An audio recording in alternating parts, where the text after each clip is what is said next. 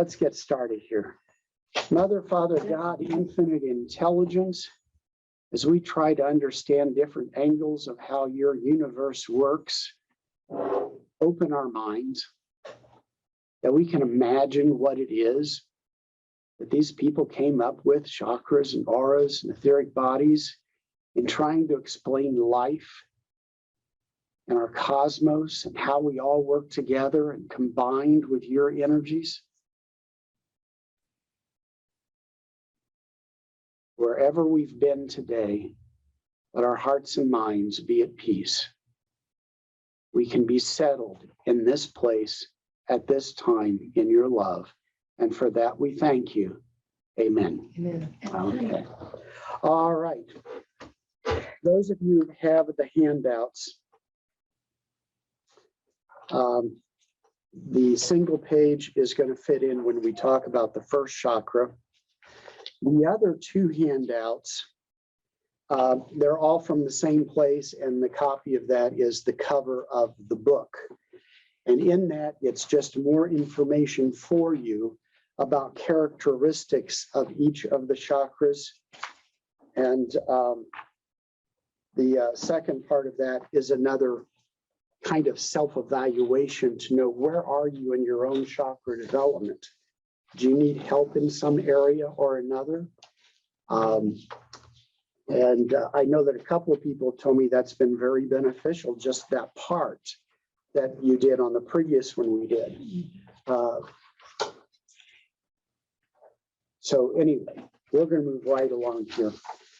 We have a lot to get through. I'm going to do a quick, simplified summary of last week and then go directly into the chakras. In the etheric bodies, we talked about that this is not physical. It is all ethereal.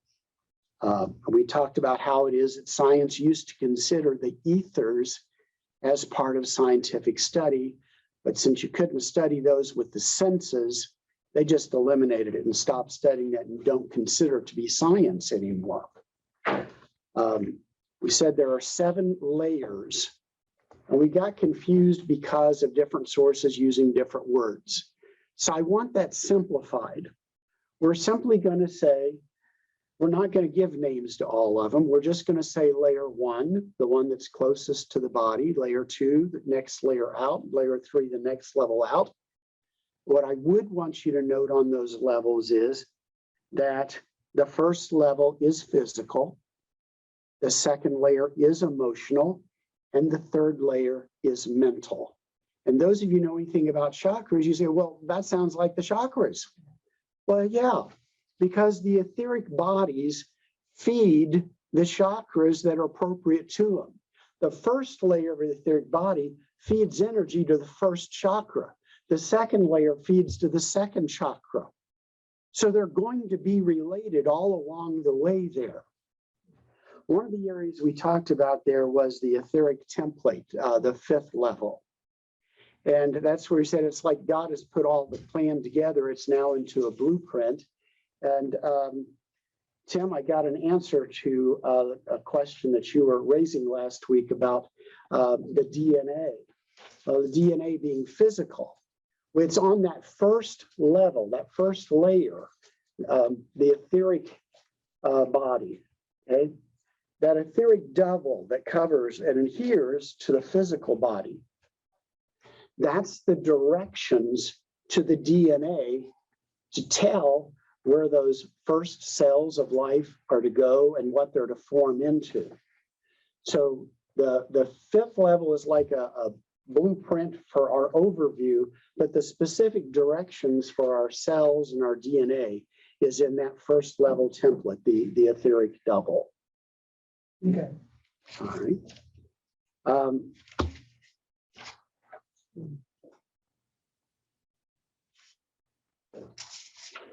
One thing I wanted to mention too about that I didn't mention last week was about our etheric body, our spirit body, energy body. One way we know that it exists is through amputees. Yeah. There's an itch, but that part of the body's not there. Well, what's itching?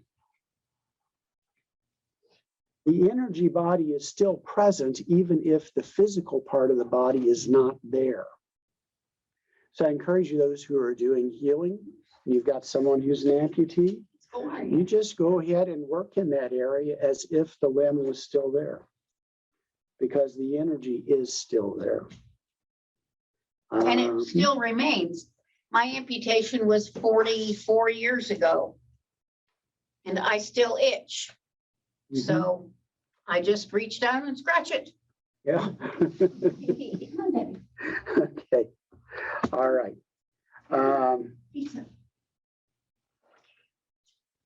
Colleen, did you happen to bring a picture of the Carillion photography? No, That's okay. That's it's been a okay. bad week. People on Zoom, I cannot very well show you this, but Hari in Sedona sent me a picture of his aura picture that he got today. Oh. So I will be able to show that here. I'm going to keep it on the phone. I can show you other times. What it looks like, though, is, let's see. I'm trying to use a picture that's on here, and I can't do that very well. It just looks like this glow of energy. It's foggy, it's cloudy, and there's colors all through it. It's not like they're in layers that we've been talking about. This is the projection of the energy of our body as it is at that moment. It is a snapshot of where we are then. Something really bad happened or something really joyful happened to us. You take the picture again then, even though it's 5 minutes later, it will be different. It is a snapshot of how you are at that point. If your chakras are healthy and open, you'll have these bright, clear colors that are there. When you get one of these pictures done, and I think the last time I saw it, they were about $25. But again, I'll point out there are two types. There's the type where you get like a 2 or 3 page description of what those colors mean because of where they are. They'll say, well, you've got color in this area, and that has to do with what you've already gone through. You've got color in this area, that's what you're going to go through. This is depicting on how your mental health is, and so on, where the colors show up. There is a better one, but I don't know the name of it to tell you exactly where to go. But I think Inner Path on the south side has the more development ones, and you've got more like 10 or 15 pages of description of the various colors and what they mean. So if you get a picture taken of your aura, you might want to check and see, well, what are you going to get for your money? Okay. But it is just a snapshot of that moment. We talked about briefly the oversoul, that parallels Jung's concept of the collective consciousness. That is where all of our minds are united. But the oversoul is where all of our souls are united. And that would be more representative of our higher selves in union. Do we have any questions so far? Okay. Now, you ever have somebody come in and you say, oh man, you need to step back. You're in my space. Okay. Now that can be partly a psychological thing of man, you know, like Reverend Harley Schultz. If he comes to church here, he always sits in the back. He worked in a prison and he was mugged from behind. So he has this psychological thing. He doesn't want anybody behind him. Mm-hmm. That's different than somebody invading your etheric space.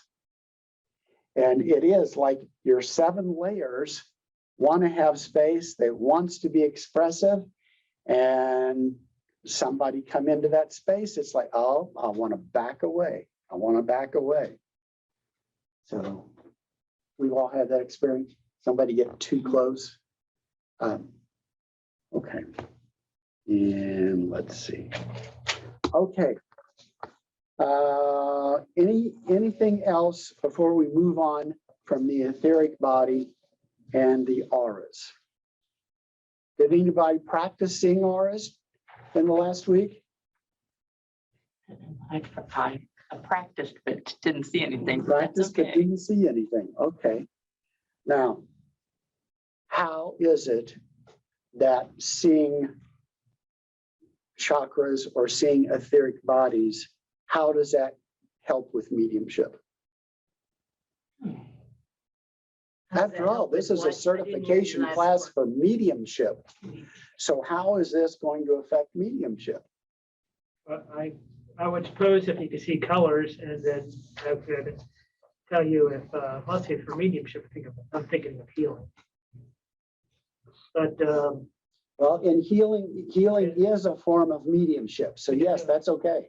so yeah, so if you're looking for healing, then you can tell if, maybe if the color is darker or muddier, then maybe that's an area that they need to go into.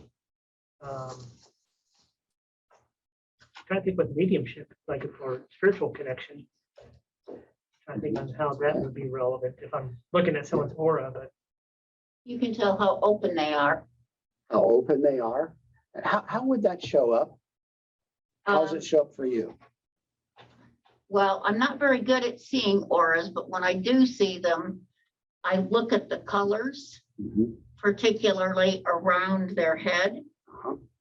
And if they're white or, one of the lighter, higher colors, then I know that they're going to be more open to the things that I have to say, more believing, therefore it strengthens the connection.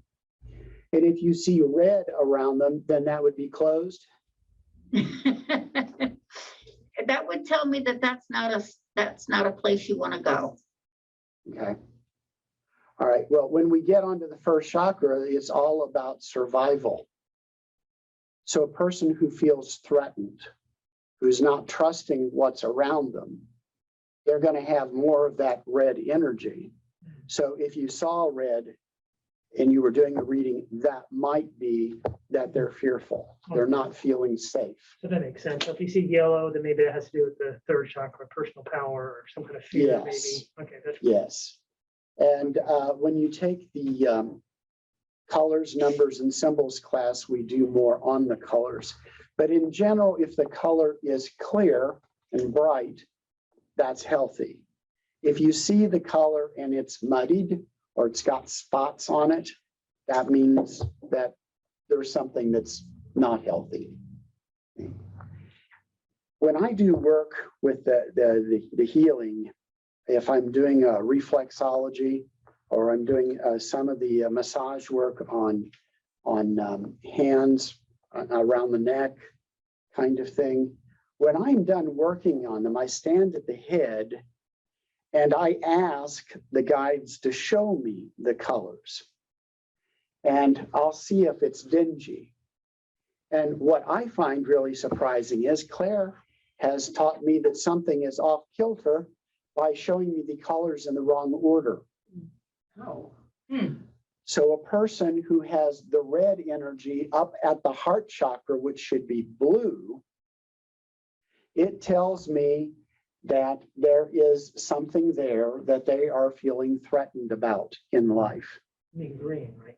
I'm sorry, green. Did I say blue? You did. I thank you for correcting me. Yeah. So more often it's two colors that are together that I'll see flipped. And I'll just say a mental prayer there for healing and balancing of them. And I'll see the colors go back into place. Jim, Yes. I never see the colors as the colors that are listed. Never. I'm glad you brought that up. Okay. First, I say you got to work with what you get. But when it comes to defining the colors for the chakras, that system is defined. So even if I couldn't see the red in the first chakra and the rest of the colors, I would still teach that those are the colors associated with that chakra. It's just something about my reception, or I'm not saying anything about you on this now. Oh, It I'm might saying- be that I would be saying, I'm shade I blind haven't told anyway. my guides that, hey, it's not coming in the way it's supposed to. So adjust that frequency and connection to me so I get what it is that's supposed to be there. In class, we've talked about the colors in general. You might have your own definition of what they're going to mean to you. But when it comes to the chakras, that's defined. It's a defined system. It's like if you went into chemistry and you decided, who knows chemistry? What's the first element? Is it hydrogen? I'm It's probably guessing. pretty close, hydrogen. Okay, now, but I don't like hydrogen. I don't want that one there. I want gold to be the first one. Well, just because I redefine it does not make it right. So when it comes to the chakra colors, those are set. Those are set in Hey, stone. Jim, I got a question. Yes. Cause like I get, I can't even remember the name of the website now, but I get boxes each month with neat stuff, with gems and all kinds of neat stuff in it. And I have gotten stones representing the chakras, but they're not the color of the chakras. They'll have like brown for different. Yeah. I don't understand that. I can feel the energy in crystals and gems, but I do not know them. Okay, So I would not be able to really address that well. okay. I bought a little box that had 7 color stones too, that were supposed to be the colors for the chakras. So you know what I'm talking about? yes, They're I not do. necessarily the. Yeah. As we go up and down, okay. And that's a problem. Okay. Also, in dealing with colors, as far as healing goes, my experiment started to work and then it didn't work. And about a year later, I was getting messages that I should try again, but I haven't done it yet. And that is, I have colored pieces of felt. It doesn't matter if it's felt or cotton or whatever, so much as it's the color. And I would drape that over that part of the body that's having an issue. So a person who is having a problem in their 4th chakra, the green chakra, that includes all the organs across there. So it includes lungs and heart and breast. And so I would put green on there to strengthen the energy for dealing with whatever the ailment might be. We're going to be getting into these chakras a little bit about the different organs that are affected by the different chakras. But know that this is important, that you know that if the chakra is blocked, it's out of balance, all the organs all the way across are affected by that. Now, on the healing, I know we also talk about, well, green is also growth. So if a person had a lung cancer, I would not put green on there. Blue is the healing color then to put on there. Blue is healing, but it does not promote growth. So when it comes to an issue like that, I would be more careful. But someone having an issue from the base of their spine going all the way down to the bottom of their feet and their toes, I would put red on there. Let that red energy be absorbed by the particular chakra. As I say that, it means also being absorbed by your first etheric body, which is red. Because we have to heal not only physically, we have to heal also on the etheric side. Hey, Jim, I know you've mentioned before, like with chakras, that you need your first chakra to be up to snuff, before you can move upward. So my question would be that if you had a problem with your heart chakra and there's some problems with your lower chakras, could it be that once you get those aligned or them working, then this would just start working? I think it's a wonderful theory. Last week, I raised the question about how healing happens. Where does it happen with all of this? And I think there's a great deal of truth in that. That if something needs to be healed on those lower levels, that would affect the higher chakras. That's my opinion. It makes sense. Sort of like with the lift. Yeah. Yeah. Okay, yeah, and we're going to get into some of that. I've actually been talking quite a bit about some of the stuff we're going to be covering here. You have your handout in the paper clip that starts with chakras at the top. That's where we are at this point. You're going to find some of the stuff I've covered already. We're going to jump through that. Because you figure we've got an hour and a half to go through these 11 pages and something on the review of the test. So if you have a question that's related to what we're talking about at the moment, I'd say please ask then. And otherwise, I'd like for you to write down your general questions. We'll have time at the end then we can answer those. Okay. Now, could this be on the test? The very first sentence. Gee, I wonder, huh? You think? There's a little asterisk next to that word chakras. And I have a misspelling there. The second word is supposed to be is.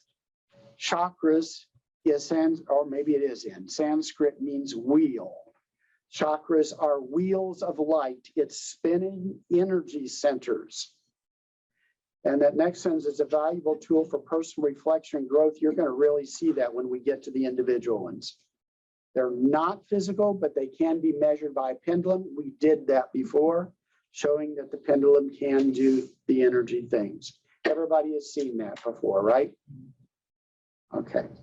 So very important here. The chakra acts like a vortex. A vortex is a whirling circular motion forming a vacuum. That vacuum will pull into itself what's like it.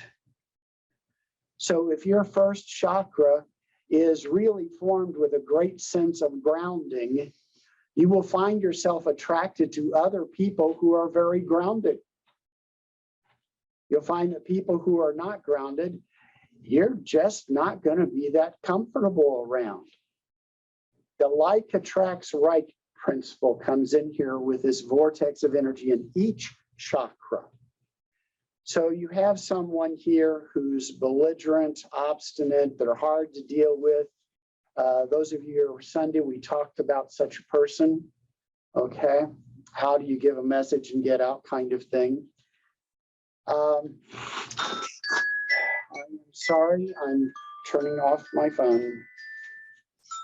If it will let me. We're looking at this one. No, No, okay. that's Today's stuff, right? that's stuff we're going to go to later, Okay, sorry. much later. Okay, all right. So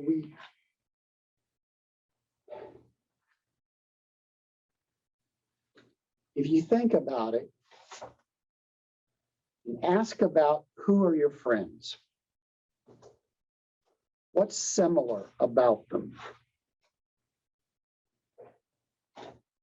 One of those friends you might like, but boy, there's something about them that drives you crazy. And you might find that that aspect of them is just not jiving with the way your chakra is that deals with that attitude or behavior. It's not just that we attract people, we attract events. Do you think it's an accident that you all came to Progressive Spiritualist Church? I mean, this little, I'm saying this facetiously, this little hole in the wall in the middle of Indianapolis, and how did you happen to get here? How about that person that one night on one of our Thursday events joined us, and it happened to be midnight in what was called Yugoslavia. Mhm. Do y'all remember that? Yeah. It was midnight there. She was under a blanket with her phone and a flashlight. She just went online and looked up spirituality. And our place showed up as having that evening something going on. And she joined us. Oh, that's cool. I wish she had come back. She was under the blanket because there were other people in the house and she didn't want to disturb them sleeping. Was it accident that she found us? Or is it a matter of we've got this, we're attracting likes? Tim, Lori had, and I think you told me that James, who has his issues, immediately identified some other people that had the same issues. And other people would have just thought, well,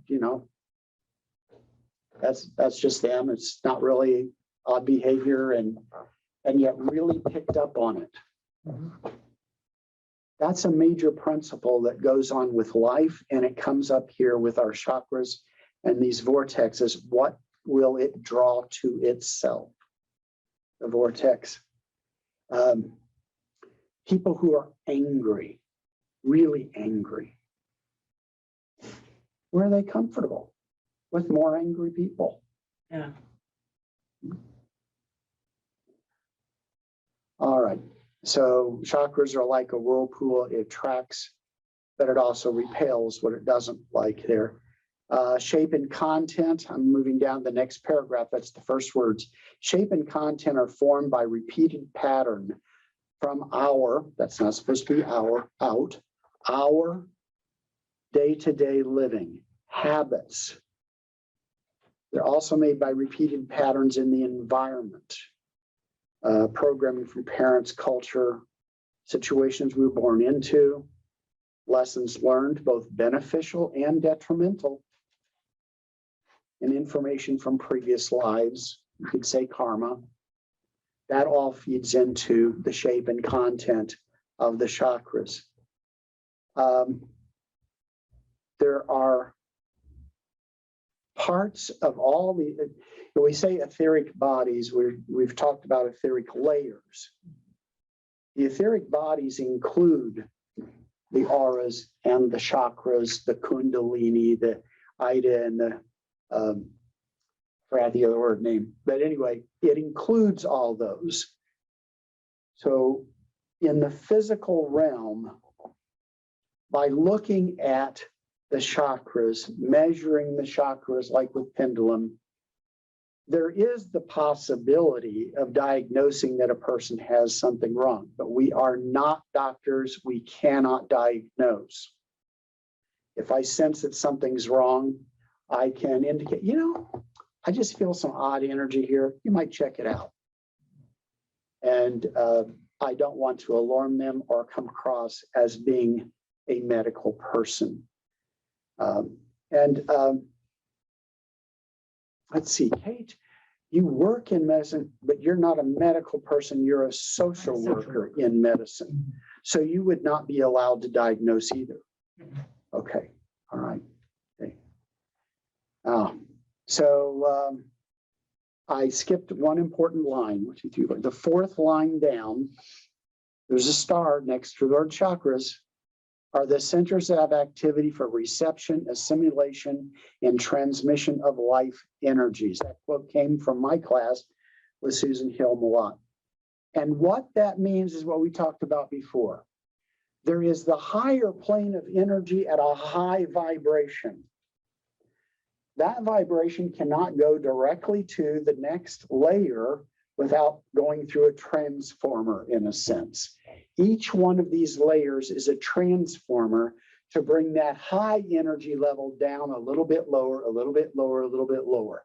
When I was in Europe a long time ago, I remember that I had to take an adapter with me because the European electric system is not the same as the American. I think ours is based on a 220. I can't remember for sure, but I think theirs is a 440. That sounds right. That sounds right. So I had to buy a transformer because if I plug my appliance that, like shaver, as a 220 into a 440, I'm going to destroy the razor. It's too much power. And that's why we have these layers to act as transformer. So when we say that it's reception It's receiving the energy from the layer above. It's assimilating it as like a transformer, and then it's transmitting it then to the next layer. That's what that phrase means. But gee, could that be on the test? All right, we're moving back down there. The picture that we used last week from Cindy Dale, and it shows the Sushumna, the Ida, the Pingala, and the rising Kundalini. It's full color. Okay, I'm not supposed to show it because it is but hopefully you see that one. That's where we're going for a moment, and then we're going to come back to it. So the chakras, they have a place, but they're not developed when we're born. They're developed through our life. And that's going to become crucial in a little bit. But right now, know this. We've got the energy coming in through the etheric bodies, the layers, the 7 layers. We've got the divine life energy coming in through the top of our head. It goes through a tube that runs from our 1st to 7th chakra. On that drawing, that's the white tube that's going from here. It's from the very top. It goes down through the nose and comes on down. You see that white column going all the way through the chakras and all the way down to the 1st chakra. That's the Sushumna. It is called a rainbow bridge. Rainbow, associated with the 7 colors of the chakras. It's also called a tunnel because the energy flows through that tunnel. That energy empowers the 7 chakras.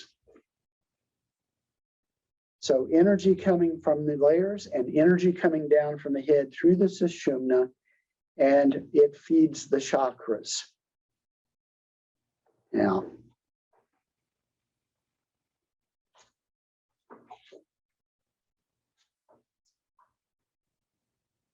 on that drawing, it has so many wonderful things on it. One thing I wish they would also have on there is that each one of these chakras has energy going to all the other chakras. So we think in terms of the 1st chakra as having red, but there's a touch of red in all the others, that it's communicating with the others.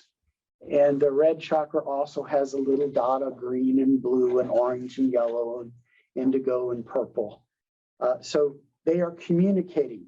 They communicate through that Sushumna, that rainbow tunnel, that bridge. The most important thing for you to get out of the Sushumna here is that you've heard of it. That if somebody says rainbow bridge or the tunnel, you'll know they're talking about that energy from the divine that comes in through the top of the head and feeds all the chakras. You can get into great detail on this if you want. I'm not going to. I mentioned to somebody, it's like I'm taking you from where you might be more developed than this, but you're at a kindergarten level and I'm going to get you through 8th grade. If you want to get a master's, you go for it. And I hope somebody does. Go for a doctorate in it. Go and study this from the people who are really the masters of it. I'm finding that there's just too much to learn and I have to pick and choose. So we'll give you the part that's most important for you on this. Now, you see where, all right, that through the rainbow bridge, all chakras connect and communicate with each other. Very important to know. Next part, vitality of the chakras varies. And that's according to what you've done to yourself. We'll get into a list on that. It's out of balance or blocked. We've talked about colors being bright, cloudy, or dirty. If the patterns are beneficial, it enhances our growth. If the energy is flowing freely, you see where that line is? Energy flowing freely. I wonder if that's on the test. We operate at optimal level physically, emotionally, and spiritually. That's why it's important that we have all of them flowing open and in good health, because it gives us the holistic health as well. Persistent. Well, that's about number 12 today on a scam call. So right now, if they're not healthy, they're called blocked or out of balance. Now, the object is to clear the chakras of old, non-beneficial patterns. Okay, someone says, I don't belong in this world. I've never belonged in this world. I feel so lonely in this world. I don't feel that I'm attached to anybody or anything here. That is really a negative first chakra.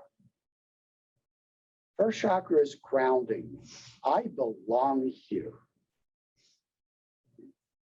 So to heal or open that chakra, there has to be a change in attitude, a pattern of thinking that's been going on there. Very important. I've got it all in capitals.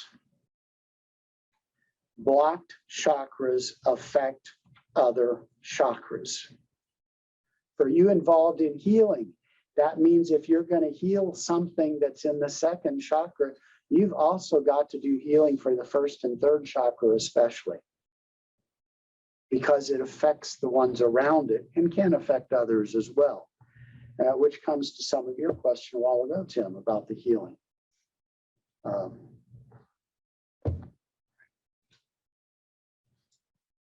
An ailing chakra may be unable to change easily. It may be stuck. It needs healing by uncovering and removing whatever is blocking it.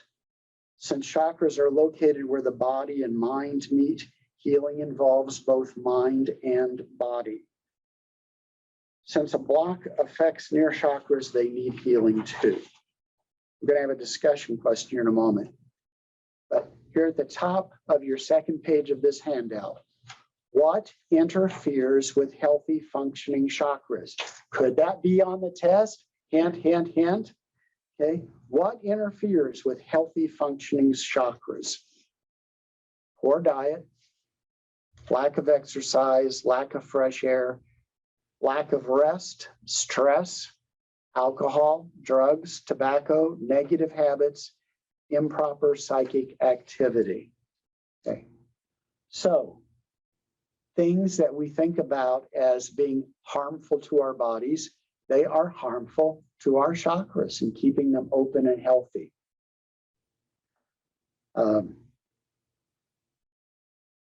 That next line, chakras reflect an aspect of consciousness, shows how we're doing, is like that Kirlian photography, that it is a snapshot in time of where we are. So if you get to a point you can see chakras or you can see auras, you would be able to see what it is that's going on with that person. And your guide can tell you, is it something physical, something emotional, something intellectual, something social, something work related, something finance related, something to do with your living situation, your home. Okay? But it can be a hint to you on what more is there. Here's the discussion question. Should we unblock chakras?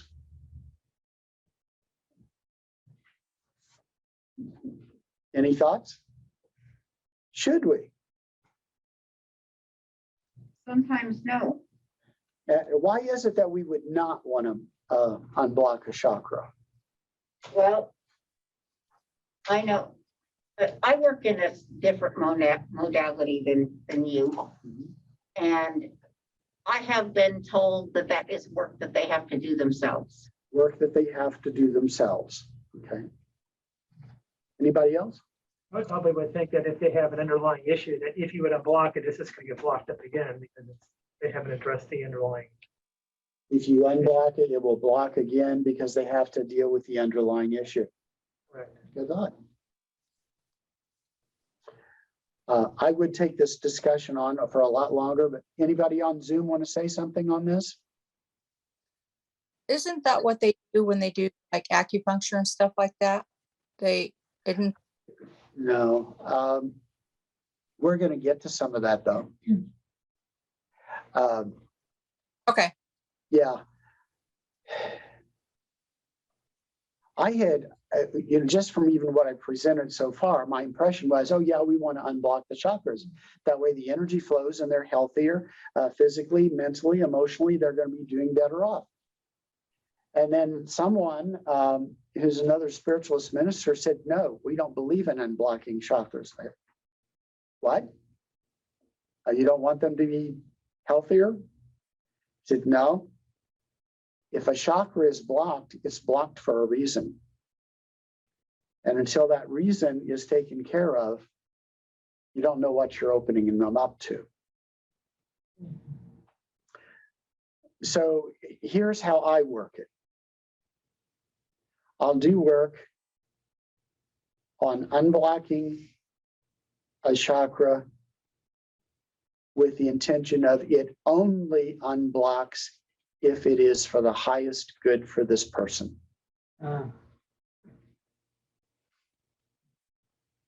I let spirit figure that out. Can you unblock a chakra if somebody's not working with you to do that? That's a good question. Yes.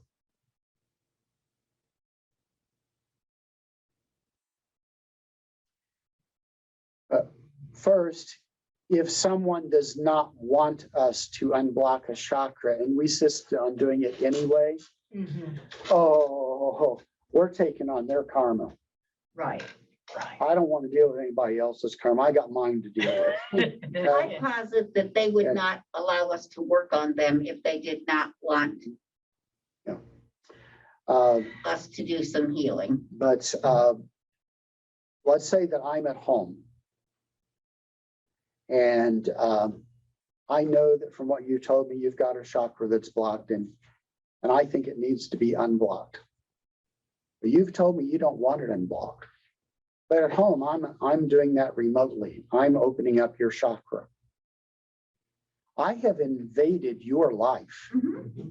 I've taken responsibility for your life. That is major, major boundary violation. I was gonna say that's an ethical. Very Violation. unethical. Very unethical. I work with a magic. Yeah, that's an Yeah. ethical violation. But I mean, that person told you that up front.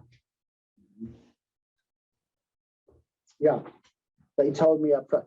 Let's say that in doing that same scenario, but I didn't know if you wanted unblocked or not.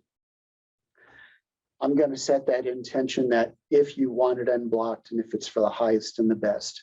Otherwise, just allow that energy to return to me or to go to help someone else. Jim, can I say, okay, so I'm thinking that if I'm working on someone and if they want to have their chakras unblocked. Yeah. I mean, I would think that would be all right. But I think what could be done would be you can dialogue with their body. You could be asking energetically to your body, is this a good thing or not? That's sort of what Lori does when she's connecting, giving yes or no questions, but you can dialogue with their, we'll call it inner physician or whatever you want to call it, and say, is this a good idea? And then that can come back yes or no. And if it comes back no, then maybe it's not a good idea. Yeah. You can ask the guides to, however you want to call them, to give you the answer, should you do this or not do this? Well, okay. Isn't there, wouldn't there be a supposition that sometimes people wouldn't understand what you're talking about when you say, do you want your chakras unblocked? So then, Yeah.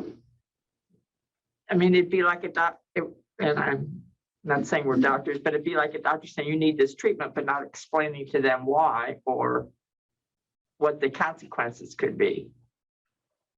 So I think that I would if it's someone who's not going to be open to Yeah. learning about chakras, and like somebody asked me what I was teaching, he said, are chakras and etheric bodies? And I went, oh. And I walked away. Oh, none of It's like, those. oh, well, we know that person is not open to discussing this. And, any of the healing work that I do is still with the intention for allowing me to be a channel of the divine energy to flow in and do what it needs to do. And I just trust that the Great Spirit to decide Yeah.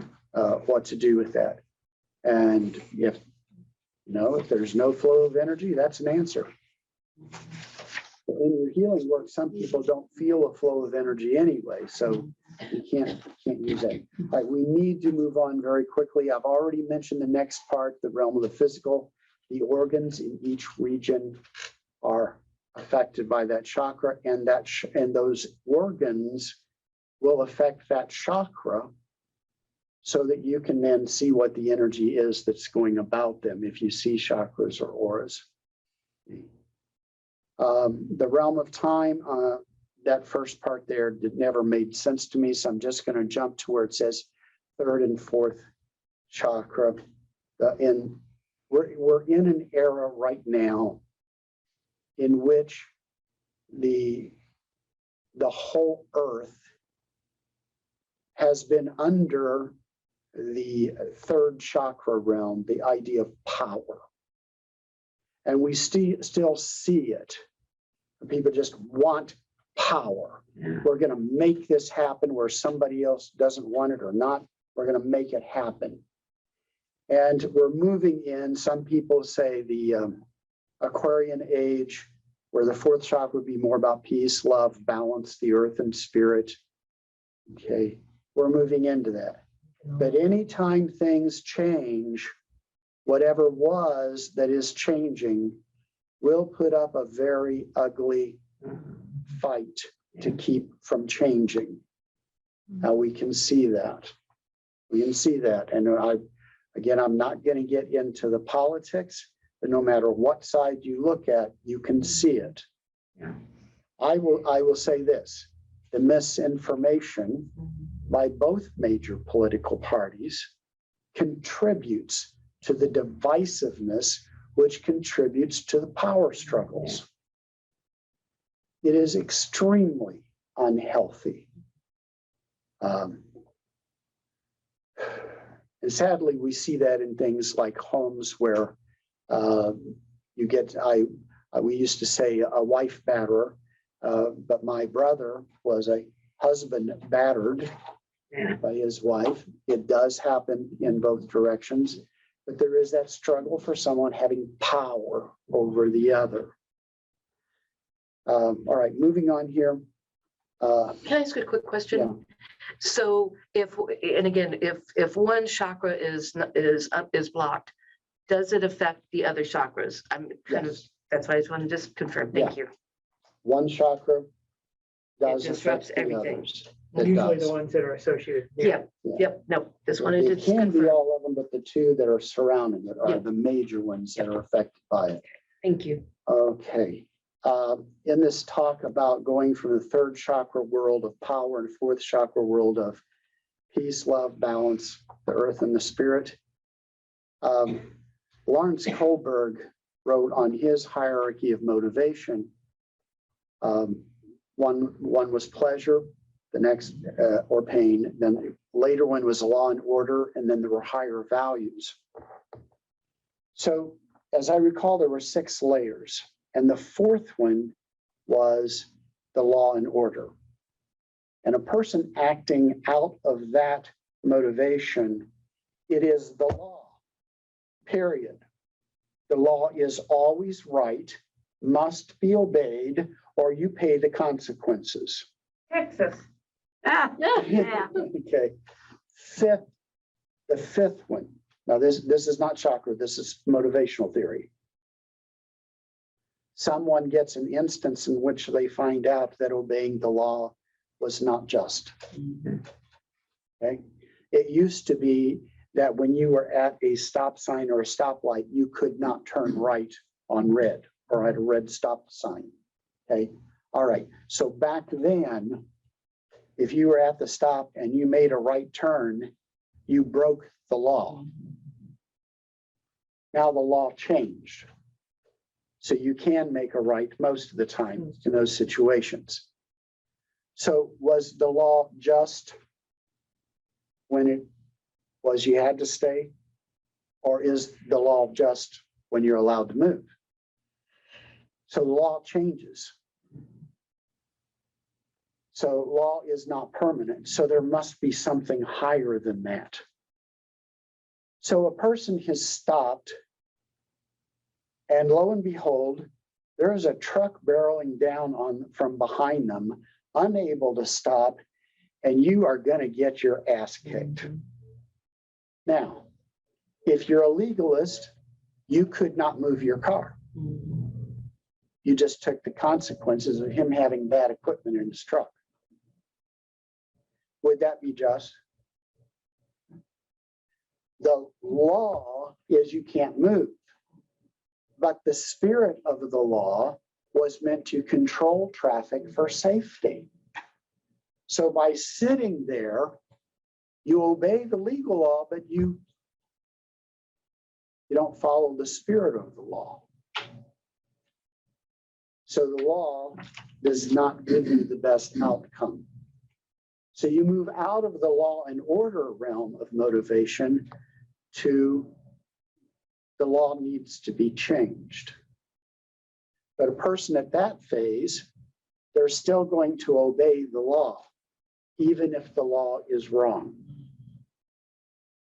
The sixth level is the person says, well, obeying the law when it's wrong, that's not moral either. So they respect the law, but they're going to be, their motivation, their action is going to be based on higher values, such as safety and life, happiness, family, name whatever higher values can get in there. So in a way, our chakra development mirrors what Lawrence Kohlberg was saying in our mental development on that. All right, Carolyn Mice, I've spoken about before. The first chakra is about me.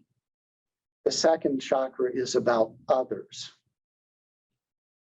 The third chakra is about me, and I discover that I'm valuable. And the fourth chakra is together we are valuable. And that is on your notes, on your handout there. I've been pronouncing your name Carolyn Miss, M-Y-S-S. And Don tells me, who was a friend of hers, says, no, it's Mice, Carolyn Mice. Oh, I thought it was Mace. My neighbor is from India and her name is Mice. So I just see this little critter going around as a mouse. All right. Okay. Reminder, chakras communicate through the rainbow bridge, which is the Sushumna. Moving down there, 2/3 of the page down, it says chakras are associated with the 7 basic levels of consciousness. Now on there, they've also put some of the elements that some people associate, but one is about survival. We're going to get into more details on each of these. Survival, to the emotions and sexuality. Now there's controversy here. You're going to read that the first chakra is sexuality. Then you're going to read the second chakra is sexuality. Well, I think it depends on, are you talking to a male or female? Because the location of the male sex organs are with the first chakra, but the woman's ovaries are with the second chakra. So sexuality is really in both of them. So survival, emotions, the third one is personal power, 4 is love, 5 communication, 6 is intuition, imagination, clairvoyance, and 7 is knowledge and understanding thought. Sounds familiar, doesn't it? To the 7 etheric layers of the body. A human is a soul that owns a body.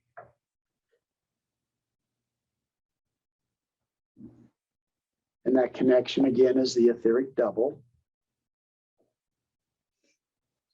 And without that energy flowing in, we could not live. It's life energy. So summarizing down there at the very bottom, chakras 1 and 2 are principally concerned with the body. It's the physical. You say, well, but these are energy. Well, twice now I've seen someone before they died in which I saw what you may have heard as the silver cord or the 3 silver cords. And when those cords are broken, that's when the person dies. And in both instances, I saw that one of the 3 were broken. And I knew that they were on their way out. And they were. And one of those was a person from here in the church. And that is Susie. And those of you on Sundays, you're going to get to pull Susie in. She's been asking to come in and talk to us for messages. So that would be associated with the energies coming in there, the first and second. Third, fourth, and fifth chakras have more to do with personality. Next page, chakras 6 and 7. They only come into action when a certain amount of spiritual development has taken place. So I ask, well, how much is a certain amount? And that's when all the chakras are active at some level.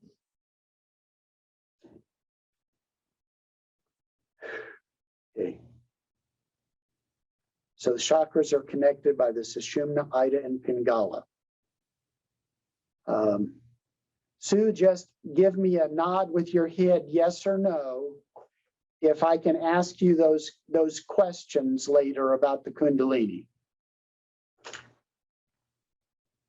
Okay, I'm seeing a nod of yes. All right. Now, there's a thing called the Nadi, N-A-D-I. That's at the top there of page 3. There are 3 major ones. The Upanishads say there are 72,000. Now, the Upanishads, I may be wrong on my number. I think they're 3,000 years old. Okay.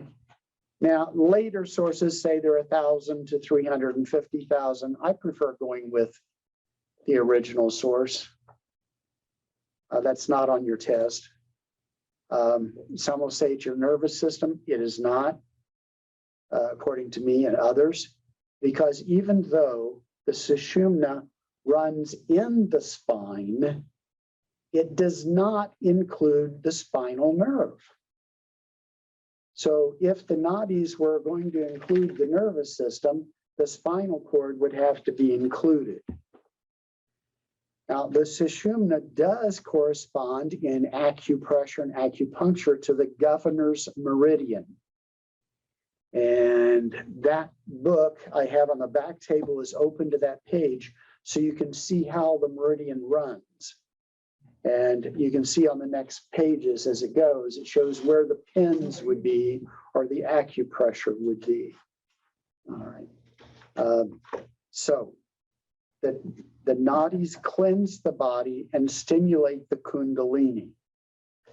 That's Sushumna, the rainbow bridge or the tunnel. It runs through the spine from the 1st to the 7th chakra.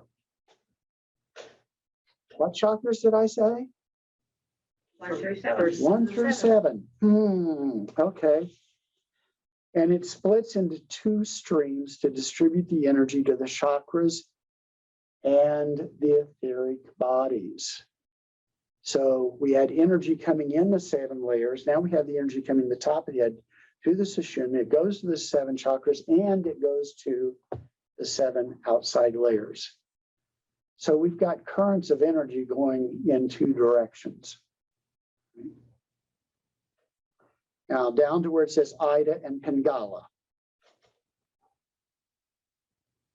If you look at that picture that I had you look at a while ago that has the Ida and Pingala on it.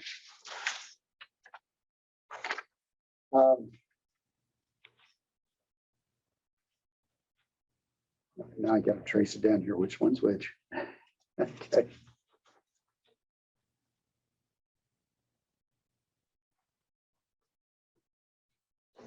Now, Where you see in the man's head, there's the two snakes. Okay. They coil around each of the chakras, and I wish it was on here, but they go around that first chakra 3.5 times. That's your Kundalini. It's shaped like a snake coiled around the first chakra, and it's usually dormant. Now, clarify, when you say the first chakra, you go 1 through 7, is it from the bottom up? Yep. Or the up? Okay, that's what I thought. Thank He you. means The root, That's what I thought, from the root Yeah, chakra. the root chakra going up. So it's not on there. I wish it was. There would be a little coiled snake type of thing, and it's dormant. When it gets awakened, that's when you have the rising Kundalini or the Kundalini experience, which we're going to talk about in a moment. We did say last week that when that happens and it goes all the way through the 7th chakra, it joins with the divine energy in what amounts to a cosmic or spiritual orgasm. And it is more intense than a sexual orgasm. We're going to talk about that more in a little bit, but I want these other two energies, the other two nadas, the Ida and the Pingala, they circle around the chakras as well. And they do a lot of cleaning up of stuff that comes into the chakras that once we want to get rid of. They represent the male and female sides. And our goal is to have a balance in our male and female. So I've got a little chart there just below the middle of the page.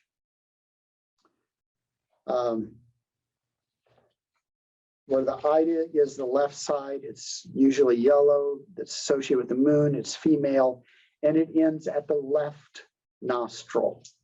The Pingala, the right side, red, sun, male, and ends at the right nostril. And the Sushumna is that tube again, the rainbow bridge, the tunnel, going right up through the middle. And I don't consider diamond to be a color, but that's what's universally seems to be put out there as the color for it.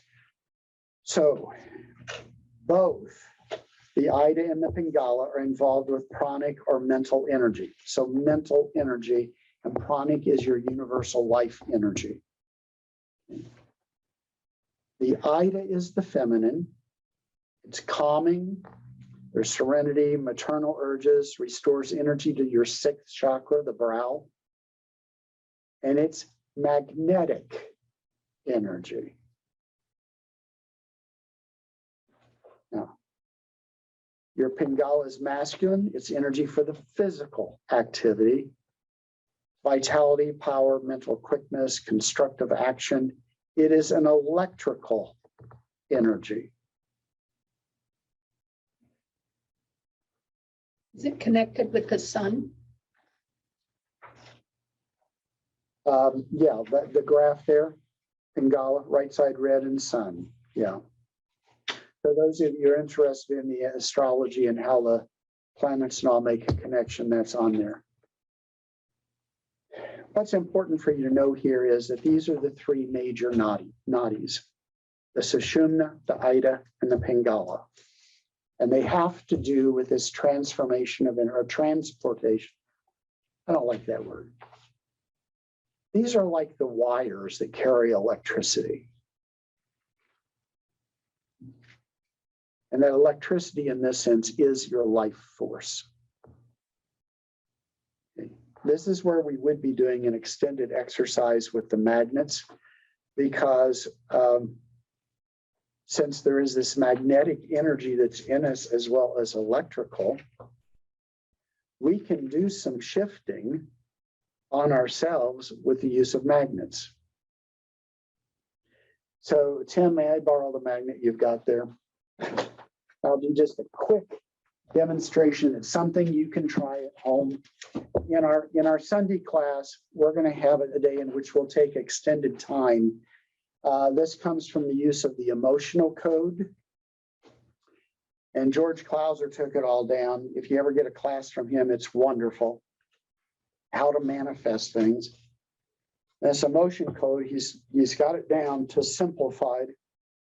That instead of having to figure out, well, which emotion and which column it is that needs to be cleared, that it's a block in your energy and in your body, is you simply stand. I'm going to sit here so you can see me on Zoom and say, those of you who've done muscle testing, have you ever just stood and you ask yourself a question, and then if you fall forward, you're going into it. So your body is saying, this is good, go for it. Or you fall backward, you're falling away from it. Your body's trying to get away from it. So the answer is, does not want that. You can use that with a bottle of water. Okay, now if I had just drank a gallon of water and I tested to see now, does my body want more water? My body's gonna fall away from it because it does not want any more water right now, okay? But if I haven't had enough water today and I'm dehydrated, I'm saying, does my body need more water now? I'm gonna fall into it.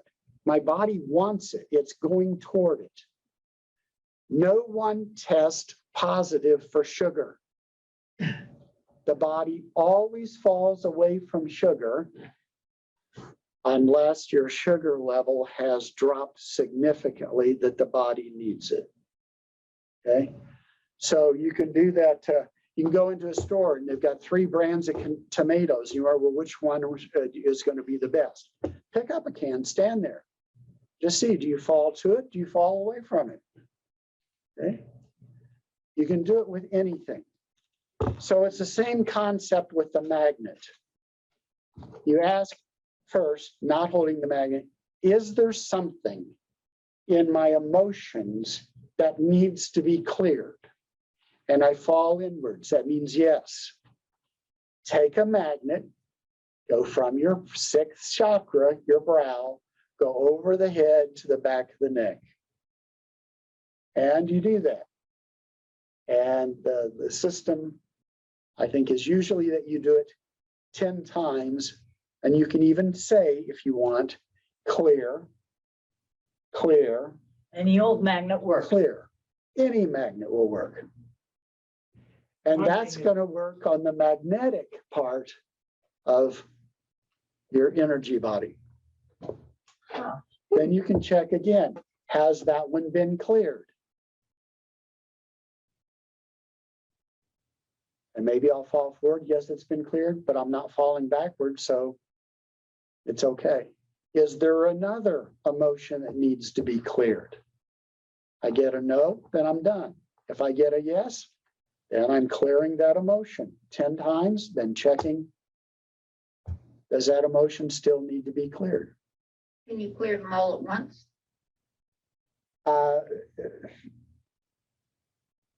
My limited education says no. That one needs to be cleared at a time. And you know, when one gets cleared, it might affect the other ones as well. It might open up more. I don't think so. You use a It will make it, if there is another one, it will make that one ready Okay, to be released.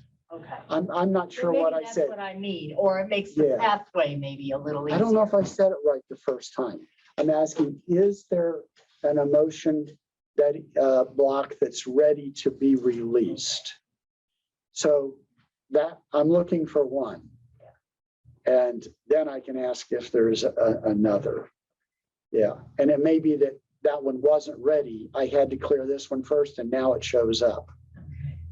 What do you use for male energy then? For the male cleaning? The electrical, the battery? Yeah, go ahead and lick a battery. No. Didn't mean to lick it. I was just gonna rub it over my head like you did a magnet. There are things available, and I did not bring them tonight. Lori and I, and maybe others, have different things like TENS units. You know, TENS unit, Mhm. you've got 2 connections and there's an electrical pulse that runs between. All right, well, we have some things that are similar to that. I just bought the connection that goes for socks, for calves and feet, for circulation there. And I used them the first time the other night. I think there's something wrong with them because I couldn't feel anything. And then when I touched the one connection with the finger, and I did it with my right hand, my thumb, but my little finger touched the sock in another area, and there's silver filaments in the sock. And I got a little jolt. So I know the electricity was flowing in there. Jim, so the magnet, does that just deal with the Ida, but not the Pingala? Theoretically, Is that what I understand? yeah. Okay, That's why she was asking about the electrical energy for the Pingala. so that implies what, that the Ida could be out of balance, but then the Pingala is not? Or are they both out of balance? And if you free up one, does it can like mess up your system because now you have one open and the other one's not because you didn't clear it? Sorry. Very interesting question. And it is, and as always, Tim, your questions are good. Sometimes I don't know the answer. Because, Colleen, you've worked with, has anybody else worked a lot with chakras? Online or here? I've never heard of the nadis being blocked.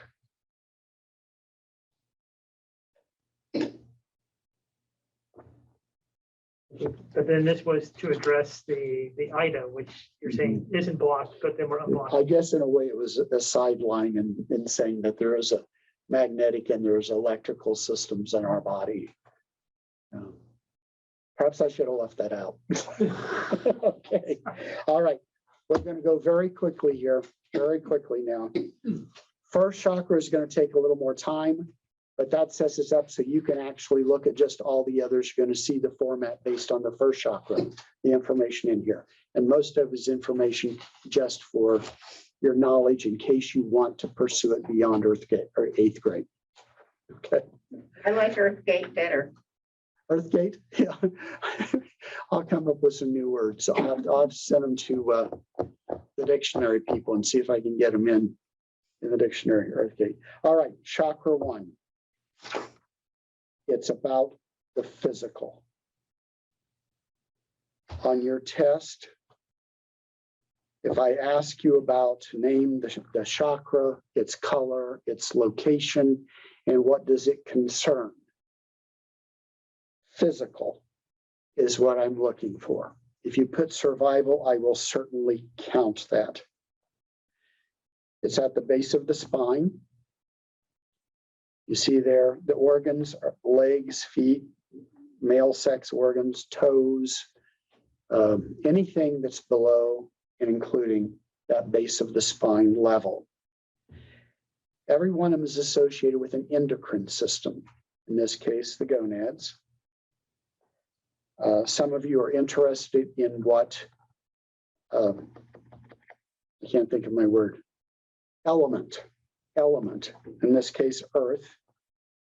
Some of you may be interested in doing musical therapy. You find that certain chakras are blocked, but you want to give them an energy that they could open if they wanted to. Here, the note C is what's appropriate. Now, do this exercise with me. Those of you who are on Zoom and those of you who are here, I want you to repeat after me and hold the sound a little bit, then let it go and I'll go to another one. A. Feel the energy in your body when you say A.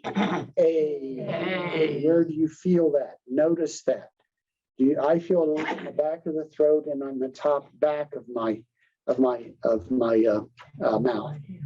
A. Okay, I can see that now. E. E. Now I'm feeling that here, a different location. I.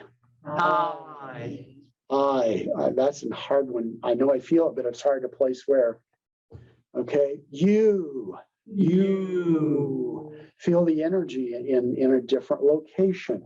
Well, each of your chakras has a tone to it. So this one is un, like sun. So say un. feel that vibration where it is, that's in there. Other sounds, there's going to be an O, like, well, just O. You go, oh. Feel where that energy is. Ooh. Ooh. Okay. So these different notes and the different sounds, you can, if you'll take time and experience these, you'll see they do have an impact. We were talking about shamans on Sunday, and they would use sound into their healing approach. Sound and rhythms were all included in that. Moving on to the next page, I'm emphasizing again the word survival.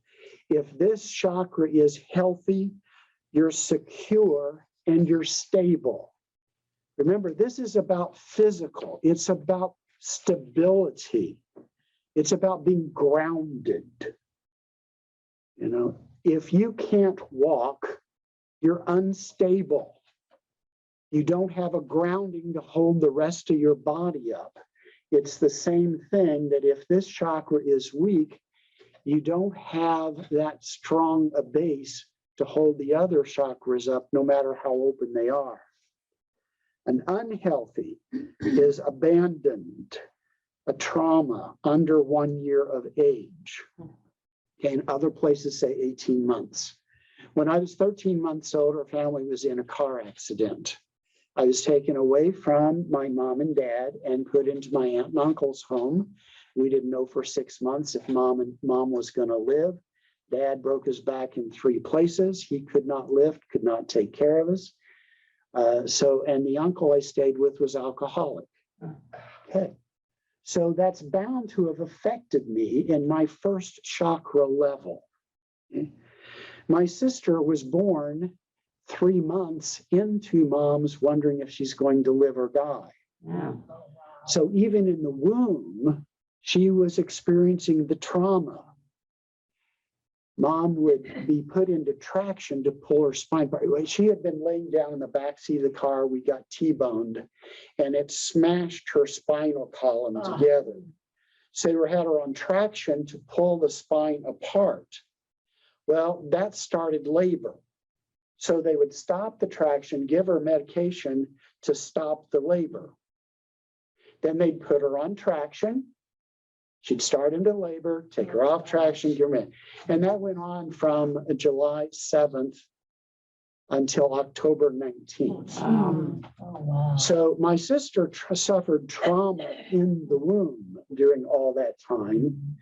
And then even during all of that first year, mom and dad still could not lift any of us because of the physical injuries.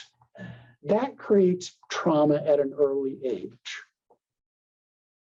That's an example that I'm giving about this. Continuing, depleted, a weak connection to nature and the world around us. You're not grounded, so you're spacey. And about survival, it's a living in fear and insecurity. If we neglect the physical needs, we become unhealthy and weak. It's like weak legs.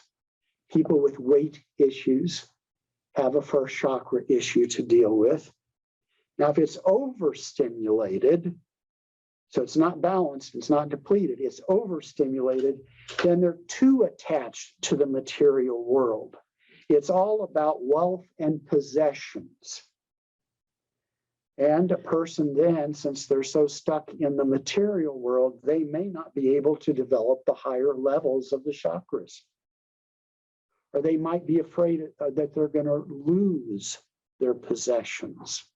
So they're entirely materially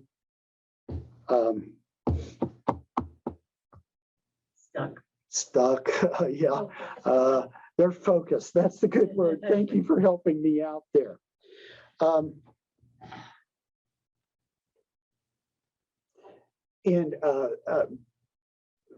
Most of you know the story about that, how I was taught in 3rd and 4th grade that I was basically mentally retarded. So I was afraid to let anybody know who I was and say anything, because if I said something, everybody knew I was stupid. So I shut down. And it occurred to me a few years ago, the reason that I have 7 bookcases that are full and enough books in boxes to fill 3 or 4 more bookcases is that I was covering up for that. If I can surround myself with knowledge, I don't feel so stupid. Well, now that I know that, I don't need all that stuff. But someone who crams a lot of possessions in might be because of insecurity in some way. That would be a first chakra issue.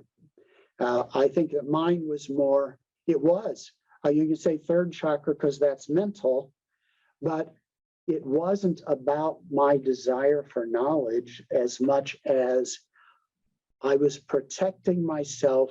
I was making people think I was smart because I'm surrounded by all these books. So it was based on the insecurity of a weak or depleted first chakra. Okay. We've already spoken about that if the first chakra is not balanced, it's hard to develop the other ones and being able to sustain them. So in that case, surely you might be able to give one fantastic message on Sunday, but if your first chakra, second chakra are weak, you can't maintain the connection because it's not got enough stability, grounding for your bit. Okay. All right. Now, we feel insecure, but with our first chakra, remember, it's about grounding. We can't fall. We're already on the ground. One more thing, sometimes people are resistant to grounding because it means getting in touch with our pain. Do you understand that? People who have had trauma, they don't want to feel it. So they act out of other areas rather than having a strong first chakra.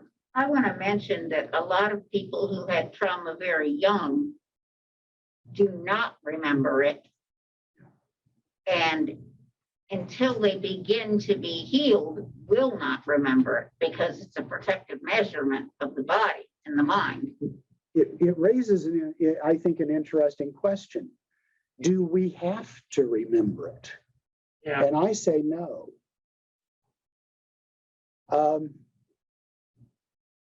Those who do physical kind of healing, we talk about muscle armoring. Obvious example is if you're in a car and you see you're going to have a crash and you tighten your arms up and then you hit, and then where's the pain? It's in your arms. You've locked it up.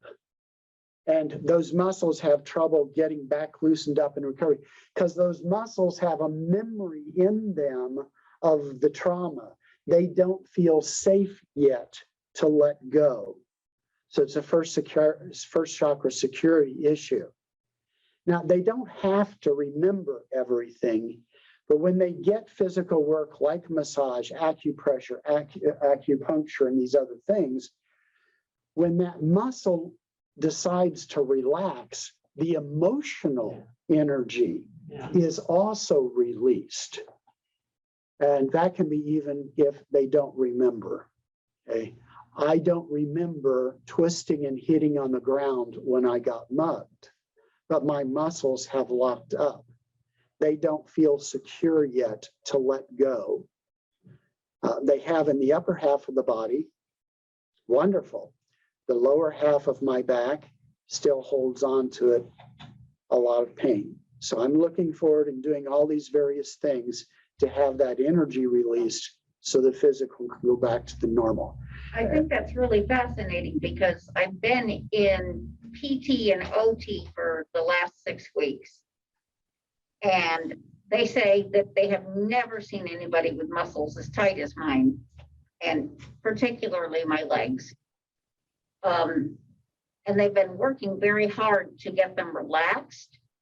And I have noticed the last week and a half that I'm having trouble walking, not because my muscles are tight, but because my muscles are loosening up and my body does not know how to function with that. finding the new normal. And so I'm wobbly. Even though you're healthier, Mhm. the body is adjusting to being healthier. Now, Tim and Lori, and I'm not so good at it yet, but a system called LIFT, LIIFT, is another system for being able to release the trauma without having to tell someone what they've been through. It's a great, great thing. We cannot take time to do that in here today.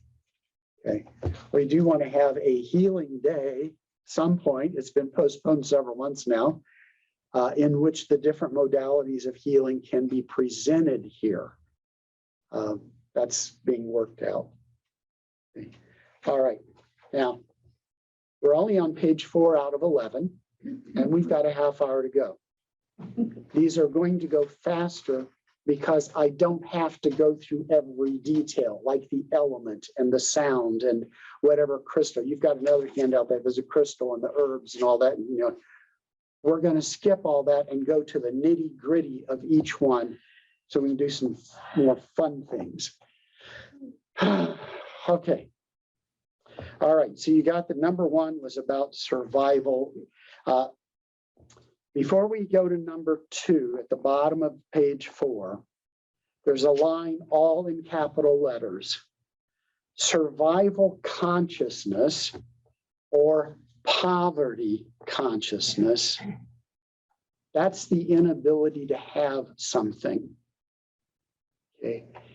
Instead of having an attitude that God, the universe, has everything to give me, it's that I will never have anything. And that person never will. Yeah. They have a poverty consciousness. I think that sociology, psychology probably has stuff about people who live in poverty and don't see a way out. They have a poverty consciousness. Survival consciousness is going to be like Harley sitting with that wall to the back. Yeah.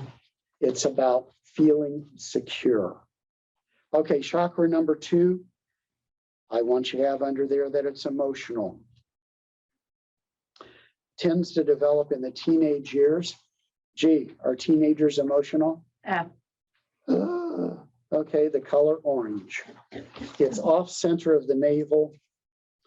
All right, you've got the organs there: hips, abdomen, lower back, female sex organs. You notice it includes the liver, the adrenals, ovaries. It's a vitality and passionate approach to life, passionate as in emotion. Issue. They're dealing with a pleasure principle, the self-gratification. There's an inclination to go for that which is pleasurable, even if that is not good for me. So some pleasure does not assist our survival and growth. It actually hurts us. So excess, over-focused on satisfying our desires is not healthy. It's not beneficial. If it's depleted, we don't have energy there. We don't have any emotions. We're just stoic. We might deprive ourselves of any pleasure. And sometimes religion fills into that, like Norway or Sweden had the film Babette's Feast. Oh, I love that movie. Okay. Did you know that was all about the Lutheran belief that you're not supposed to have fun in this life? Well, yeah, it's pretty obvious in Yeah. the movie. Yeah. But it's a very Lutheran country, Yeah. and very much instilled that pleasure is evil. Yeah. So when she's going to lose the last of her money, she's going broke. She takes what she has and sets a feast for this village. And they're all sitting there very uncomfortably because they're loving it. Yeah. They're committing sin, loving it. Okay. So sometimes religion, that is bad because it's pleasure. Yeah. Okay. A person might try to deny that they have any desires. or the excessive, they're over dependent. Their desire for something is just way out of limits. The next part there, desire, is a key word for this. Desire motivates us. And sometimes people think that when Buddha says the first thing is life is suffering, they misunderstand that. Because the suffering Buddha is talking about is the desire for that which we cannot have. It's not against all desire.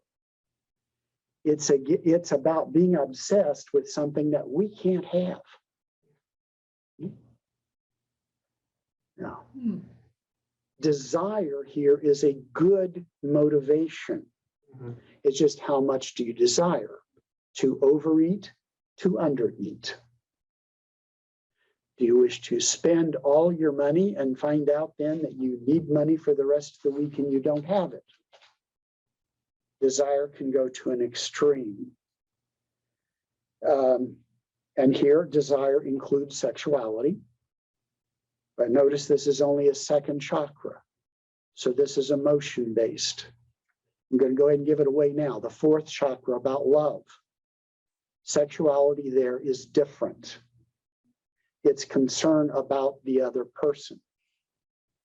If you don't mind the language, the second chakra, a guy goes have sex because he wants to get his rocks off. In the fourth chakra, the guy wants to express love. There's a very different attitude on sexuality in those two. Are you laughing now? Yeah. I thought so. Okay. This is an area. I'm embellishing my second chakra. This is not in public. Yeah, please. Yeah. Matt's laughing at you, by the way. Okay. All right. So here's where empath comes in. We've talked before about you must be careful about your boundaries. You do not take on somebody else's feelings. It's theirs, not yours. It's their karma to work out, not yours. And if you take it on, just like when we do physical work, if we take on the energy of someone with cancer, and then later we find out, oh my gosh, I have cancer. Cancer doesn't run in my family. I don't know how I got it. Well, you might have set it up by absorbing the energy of the sickness of another person. Don't do that. An empath, you sense what's going on with the other person, but you do not own it. Yeah. So boundaries are important here. And teenage years. Do they have an issue with boundaries? Yeah. Okay. All right. So number 3 concerns mental. And this is about power. Notice it's in the mental area, not number 1 chakra, physical. We're not talking about physical power here. We're talking about, and I love the name of the race driver for this, willpower. Yeah. Okay, willpower. Man, I love it that you're laughing. I wish I could hear it. Some good feedback there. Knowledge is power. Yes. So in the mental area, we got knowledge, and knowledge is power. The color yellow, it's in the abdomen, the solar plexus. You got the adrenals. Those of us with diabetes or in digestion problems, chronic fatigue, this is your area for concern. It is the seat of the will. It's power issues. Someone who's really into this too much, they're going to have anger, aggression, domination. They seek power. Now, if they're seeking it because they're insecure, that's a first chakra issue. But here, it's about the will, it's mind. Next page, page 6, out of balance, they're oversensitive to the reaction of others. Other people's opinions mean too much. It's about perfectionism. That's the way I stay on top, is showing how powerful I am with my mind. feedback is seen as criticism rather than as simply feedback that we can take it and or leave it. Say, yeah, they're right. I need to work on that. Or, boy, they really misunderstood me. Okay. I have a Mhm. quick question, because I was thinking in terms of power and also in the first chakra. So if you're talking about somebody who's what I would define as a bully, is that that's root chakra and third chakra, right? I would ask, what's the motive? Are they being a bully because they're afraid? Yeah. That That's would be- first that chakra. would It's be first chakra. insecurity. Yeah, okay. If it's a matter of they just want to be in power, That would be third, okay. that would be third chakra. Yeah. All right, they cannot stand having an inner critic. Yeah. They can't face that they've got problems. Yeah. All right. Thank I've you. also got in here victim and powerless. A woman in my neighborhood about 15 years ago was raped. And so often we hear in stories and we read how it is that a victim of such violence will turn in on themselves. They won't share it. They won't talk about it. They just want to pretend it didn't happen, at least live as if it didn't happen. All right. Okay, well, that's the way I was after getting mugged. Yeah. I was in very deep denial about how bad it was. Yeah. And just said, well, I'm not mad at the guy because well, I got an injury. I just need to heal. Yeah. Well, then I find out, that I'm dreaming about taking the guy and beating the hell out of him. And, well, I'll say it, castrating him with rusty garden shears. Oh, Okay. Now, oh, those kind of dreams told me I got some anger issues under here. yeah. It's not just get on and live my life as if it didn't happen and heal. Okay. So a victim mentality will be living out of this chakra. If they're balanced, they'll accept responsibility for what's truly theirs. They're not taking responsibility for somebody else's issues or feelings Yeah. or sickness. We can help. That's called love. But we don't take it on. People that are balanced, that are confident in their actions, their abilities, their self-esteem, they don't need approval from everyone around. They might appreciate it, but they don't need it. Clairsentience is big here.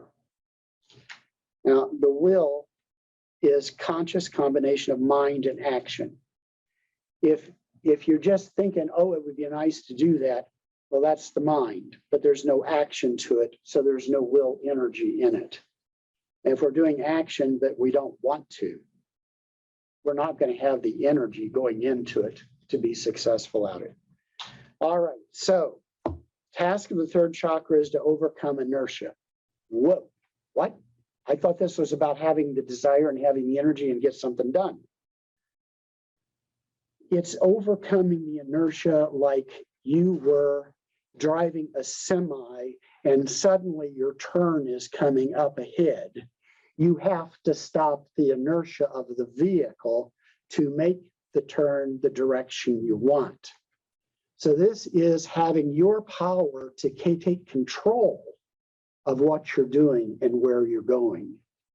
That's what I mean by overcoming the inertia. Okay, you break inertia by doing something different.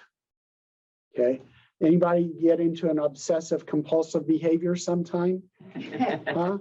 Okay. Oh, I'm working that jigsaw puzzle. It's 1 o'clock in the morning. I should go to bed. I have to get up and work in the morning. Well, I'll just work another few minutes, put a few more pieces. Oh, it's 3 o'clock in the morning. Okay. That's an inertia that needed to get stopped. So you do something different, like go to bed. Yeah. Okay. Taking care of yourself. Yes. Okay. You can read these things on there. Yeah. But set your attention, focus on something, getting grounded. Love, laugh. Oh my gosh. You ever get stuck in an emotion? You can't get out of it? The depression or the anger. You do something that's loving or laughing or get loving from someone and someone make you laugh. It breaks that inertia.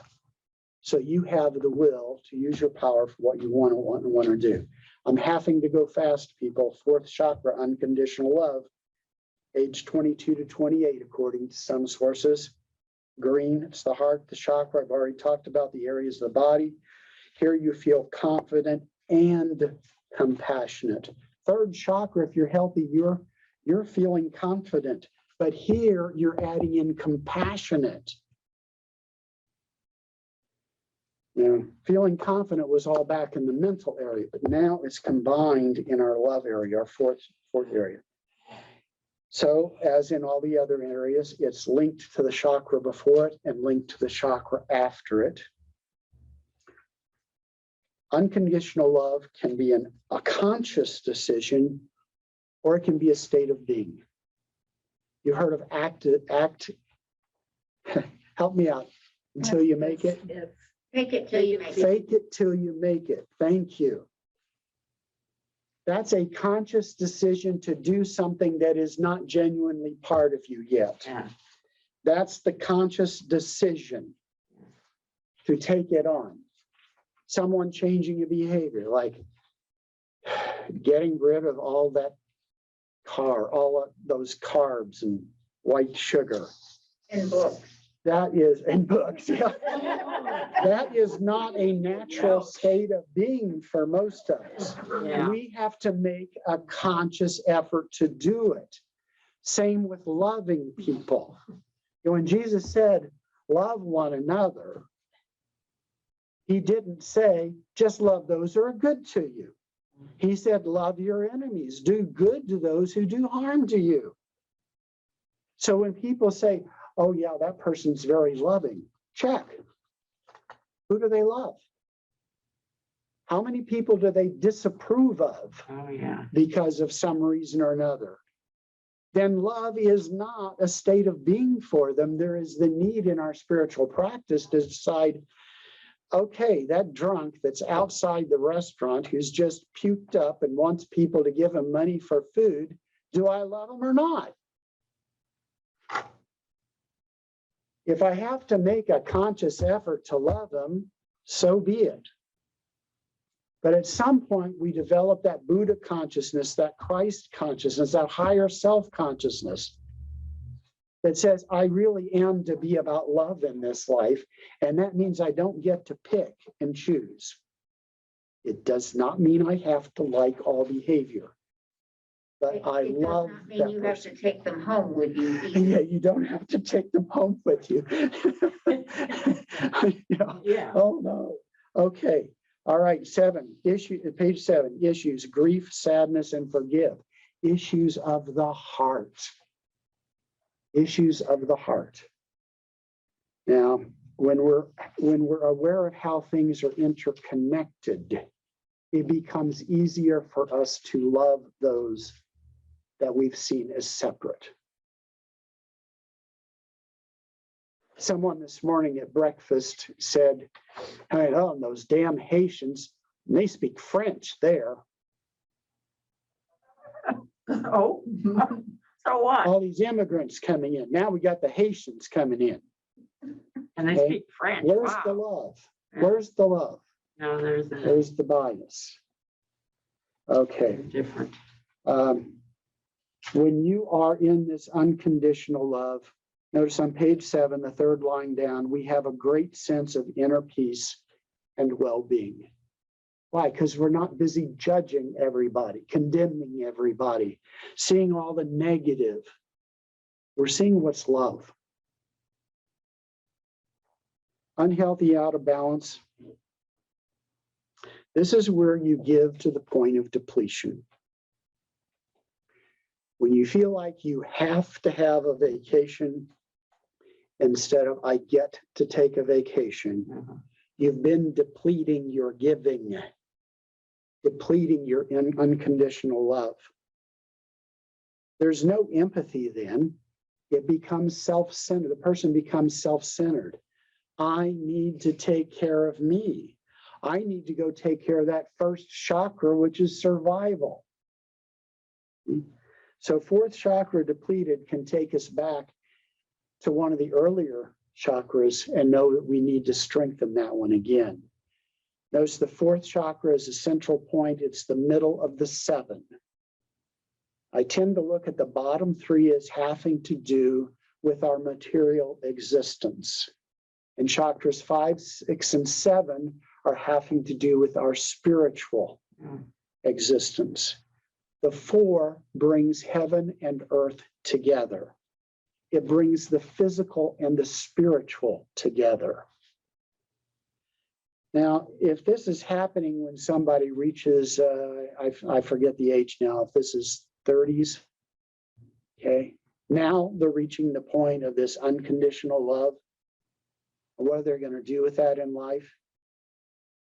This is the time that people really start looking then for a church affiliation on their own. Before, it was their parents made them go to church. They had years maybe they didn't go, or they went out of habit. But now they're searching for that spiritual element to join with the physical. All right, next line, task to integrate and balance the realm of mind and body, physical and spirit, as I've been saying. And I've already commented on this next one that's all in capitals about the difference of sexuality when we're in the 4th chakra and sexuality of the 2nd chakra. 2nd chakra is finding a one-night stand. 4th chakra is being with someone permanent. You can have difference of opinion on things, but I'm just using all this as illustrations. Here is where things really change, because the first 3 chakras are, in a sense, about me. Okay. As an infant, I call, people come running. I realize that people can do good things, so others are valuable. They're valuable to me. In 3rd chakra, I'm a person, so I must have value. In 4th chakra, I'm saying we have value. It's not just I have value or you have value. We have value. It's a different way of looking at the world and looking at relationships. Here we now care about what we say, how it affects people. Chakra 5. Guys, I'm going to rush here, but I am going over. Sorry. But we're going to be easy about skipping a couple of pages too. Chakra 5 is all about communication. It is expression. It is throat chakra. It's expression. But expression is nonverbal as well as verbal. It can be sign language, and that can be pleasant sign language, or it can be obscene sign language. It is still expression. Expression coming from the throat. Telepathic abilities. Oh, wait a minute. Telepathy, isn't that a brain-to-brain or mind-to-mind communication? Yeah. What's that doing here in the 5th chakra? Because it's still communication. Yeah. That's why it's there. You got the thyroid, neck, jaw, G. If it's balanced, a person is considerate and thoughtful. And this is where I really should have said that in speaking, they care about how it affects other people. They can speak their truth. Speak their truth. People really get, we think in terms of courage is coming up in the 2nd chakra. Well, that's courage in many ways, but here you're getting the courage to express yourself, putting things out there that people might not like. And that includes art. The art is an expression. It belongs here. If it's out of balance, they're overexpressive. You get somebody who's over talkative, and you just want them to be quiet, go away, or can I get away from them for a little while? And a lot of the time they are just talking. It isn't about anything important or anything that you're concerned about. That's over-expressive, out of balance 5th chakra. So what's the opposite? Silence. Okay. You try to get to know someone, you ask them a question, they say, yeah. Or, I don't know. They don't have a sense of being able to express their truth in this. They're uncommunicative. Clairaudience comes in here. Wait a minute, clairaudience, that's further up the head. Why would it be in here? Because that's about communication still. Mhm. So hearing, sound, vibration, telepathy, and the throat chakras, because it's all still about communication. All right, top of 8, we've covered that part. Going to chakra 6, about intuition. Here, that's age 36 to 42. And you find a lot of people start having their spirit experiences. Many people start having them at this age because they're connecting more the physical with the spiritual. They're now open for more of it. They get more clairvoyance, precognition, or psychometry. Color is indigo. It's between the eyes. Excess energy in the 6th chakra. Well, it sounds at first like the 1st chakra. They're ungrounded. They're disorganized, they're disoriented, they're spacey. They're just overloaded with this communication. There's so much in their head, there is no grounding.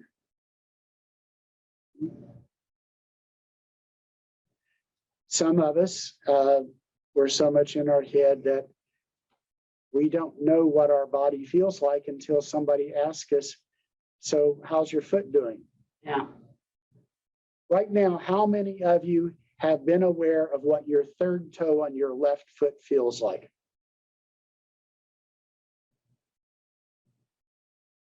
It's not part of our awareness usually.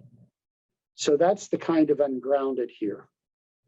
If the energy is depleted, they'll be narrow-minded like that guy at breakfast this morning.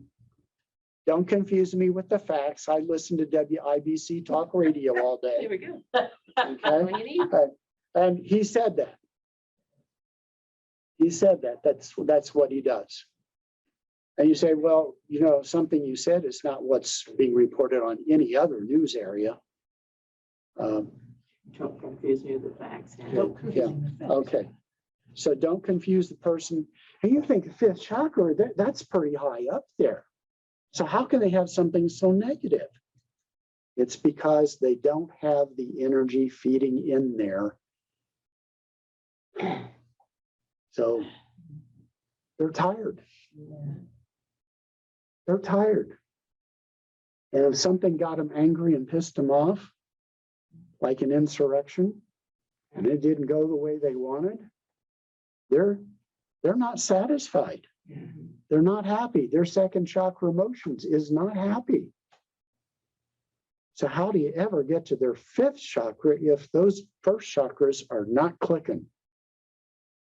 There's no need to tell them the facts because they're not going to listen. Now, if they're balanced, they utilize additional information and combine that with their innate wisdom in order to make decisions that are not based on fear or ego. Based on fear would be 1st chakra insecurity. Are you still talking about 5th or did we move? 6th on Okay. page 8, yes. Mhm. Here, if it's balanced, you've been enlightened. You get to be a light to the world. There are some wonderful teenagers, but while they're dealing with hormones and emotions and trying to find boundaries and who they are, it's hard to see them be a light in the world unless it's a very specific area they got into. And we see those people being presented on the news in dealing with different things. Here, I don't talk about each of the chakras and what they're made of, but here it's made of 2 petals because they represent the wings for our inner spirit to fly. Clairvoyance, clear seeing comes here with the 6th chakra. After all, it's right between your eyes and the brow. It's right When there I'm with the meditating, eyes. Sometimes I actually will feel sensations. Mhm. I will feel my Yeah.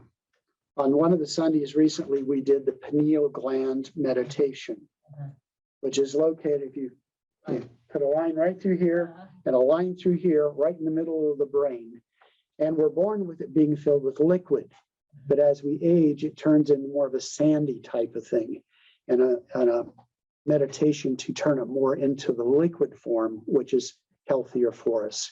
And that's a way of fighting dementia. It's the way that goes. All right, so Claire, chakra 7, it's inner knowing, it's cognition, it's violet, not purple. I always said purple because I grew up with stuff saying it was purple. Yeah. But if you read books about sacred colors, purple and violet are not the same. Yeah. They have a different combination of colors in them. So violet is the one. It's top of the head, the pineal gland. It's about spirituality. It's about connection with the divine. If it's depleted, out of balance, there are migraines, tumors, amnesia, confusion, apathy, skepticism. If it's fully developed, it's the highest level of consciousness and indicates the person has mastered the challenges of the other chakras. Here, there's no limitation. The earlier chakras are so much physical, they're limited. They're limited in time and space. In this area, there is no limitation with time and space because there is no physical limitation. So it would be possible mentally to go back and visit time or forward and visit time. Theoretically, I haven't been able to do it and don't know anybody that has. But all right. Top of page 9, the 7th chakra is the portal through which the energy that is human life force enters the body. In other words, we're back to the sushumna, the energy coming into the top of the head, going down through that tube that runs the length of the spine, actually from the top, the 7th chakra, all the way to the 1st. Now, there's a number of things here in the next couple of pages that have to do with personalities and these chakras. I'm going to leave that as if you're interested, you can read that. So going to page 10, I'm going to point out there at the top of 10, the chakra 7 says divine. It says highest point of the Kundalini. It says, and they live in constant revelry. At the Heartland Film Chakra recently, I saw film on Archbishop Tutu when he met with the Dalai Lama. They've been friends for years, met several times. I was reminded of St. Teresa of the Little Flower. St. Teresa of the Little Flower was young. She was very sick. She was a nun. And she looked in the world at the time of the Inquisition, and she saw that God had a sense of humor. She looked at nature and thought God was just so much a comedian. She had a revelry in her spirituality. Bishop Tutu and the Dalai Lama just laughed and laughed and laughed. And they each talked about their own troubles, you know. I mean, Tutu coming out of apartheid. Yeah. Dalai Lama, where the Chinese had made it that he had to escape with it for his life, and they still send assassins around the world to try to get him. Okay. The Dalai Lama, forced to flee his country, asked, well, how do you deal with negative in the world like that and be so happy? He says, oh, well, if I look at things that happen and I go, oh, poor pitiful me, how bad things are, I miss the opportunity. I had to leave my homeland I love, but it gave me opportunity to see more people, talk to more people, more experience a beautiful world that God has given us. How can I help but laugh? Yeah. There's revelry in the 7th chakra. Going down now, Guys, I'm going to ask for 10 minutes, please. If you have to go, I understand. The middle of page 10, Kundalini experience. Sue, would you unmute, please? Unmute. Sue is the only person I know that's had the Kundalini experience.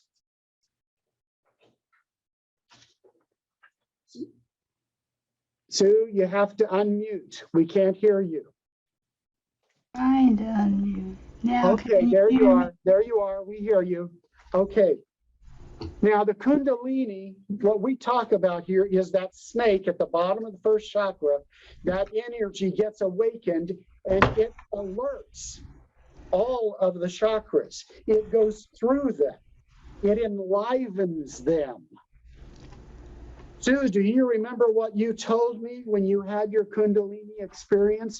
We had talked about chakras before. Do you remember what you said about your feeling the chakras?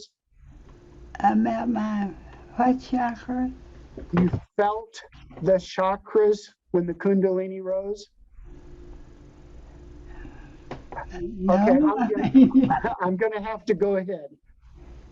Remember, you told me at that point with much enthusiasm, oh, you talked to me about the chakras before, but I can tell you where every one of them is because I felt them. But if what I talked about before, after I've had the more Yeah. intense experiences that I've had since, Yeah. I would talk about them a little differently. Yes, you told me that you went on, well, you called me after your experience quite concerned. And when I figured out what you were having happen, this Kundalini rising, and that what I call the cosmic orgasm. Yes, I you had frightened never me. heard the word Kundalini. I'd never heard of it happening. So it was it was a shock to me. Yeah. You were frightened. Yes, And yet it was very pleasurable. very what? You liked it. It felt good. Wait, say it slowly. Your first experience was surprising, but it felt really good. Now it depends on the Your first, intensity of it, Yeah. because at the extreme where it feels like you're having a convulsion, that is not pleasant at all. That's very scary. And Okay. where you end up feeling like even your brain is shaking, that is scary. But at a low intensity, it can be pleasurable, Okay. very pleasant. All right. Right. Sue, in the interest of time, I'm going to take over, okay? That I'm going to take over now because we got such little time. So Sue, upon talking to me, and she asked, well, what am I supposed to do with this? I said, enjoy it. Sue had more than one Kundalini. Yeah, Wow. I've seen her have a couple. yes, you So- have. That's right. So, What a gift. yeah. So anyway, she went online and looked up some guy who then was telling her, this is harmful. Don't do it. Oh, Yeah. So she called me with this concern, and I need to share this with you. There are 3 ways about going about the Kundalini experience. The way that Sue had it, it was natural. She wasn't messing with it. It was natural. Those happen. Now, the second way, which we most commonly think of, is someone who's a monk who goes to a monastery and they study for decades about each of the chakras and practicing bringing that energy up to the first chakra. And when they finally achieve that, then they're guided on how to bring it to the second chakra. And when they get there, they get an important part. That is, after the Kundalini rises, the energy has to be brought back in to the resting position. They are trained to do that. That energy is your universal life force. You don't want to give that up and not have it come back. So the first two ways are safe, like Sue having it natural. The monks learning about it, being trained about it for decades, and some finally achieve it. It's the third way that is dangerous. And that is by messing around with it, experimenting with it without a teacher who knows what they're doing. Then you set yourself up for possible damage. And the damage can be physical, emotional, or intellectual. Yeah, yeah. So then that convulsion kind of thing, Sue has learned one of the myths about it, and that it is always pleasurable. No, it is not always pleasurable.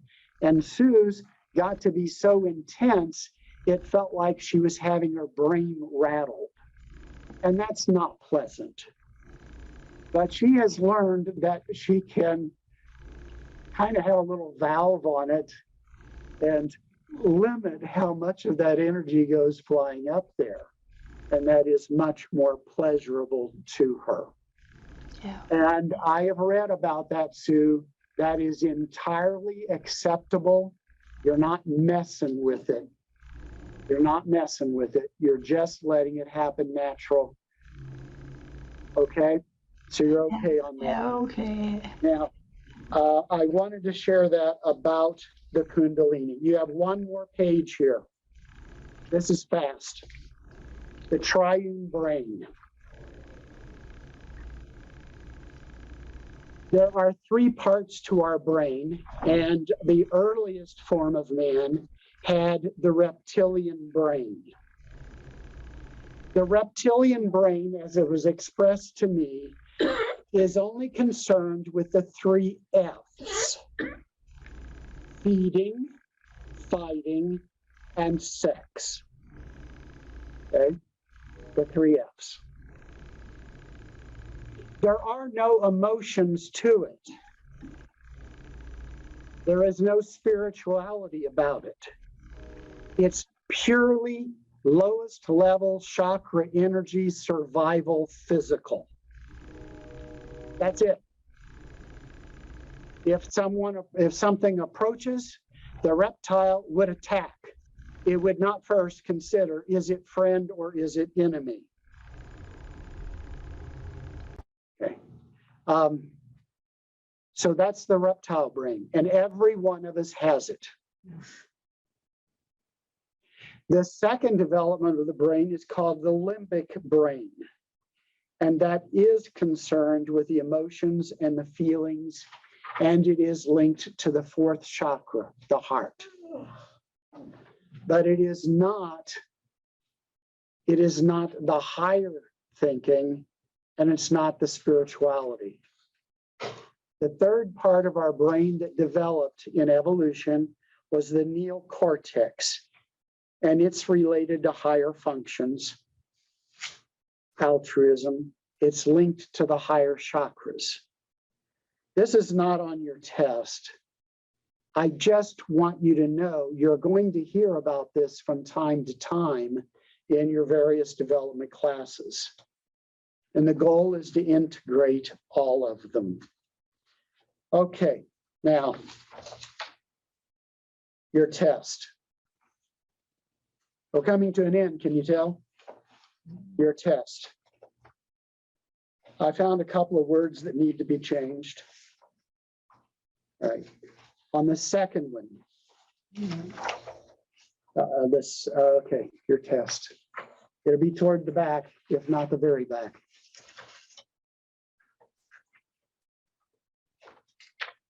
Here it is. Okay, while people are finding that, Maddie, I had something to give you tonight. I'll give you the next time you come on a Sunday. It's something you got in message work on a Sunday. Was that in this week's handouts or? The big From last handout. week.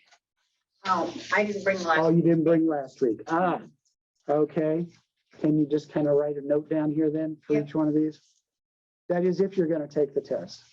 Okay. And if you take the test and sometime down the line, you figure you want to be a certified medium with Progressive Spiritualist Church, wonderful. It's all done. You don't have to take the class again. But if you don't take the test and later decide, oh, I want to be a certified medium, you have to take the class again and take the test.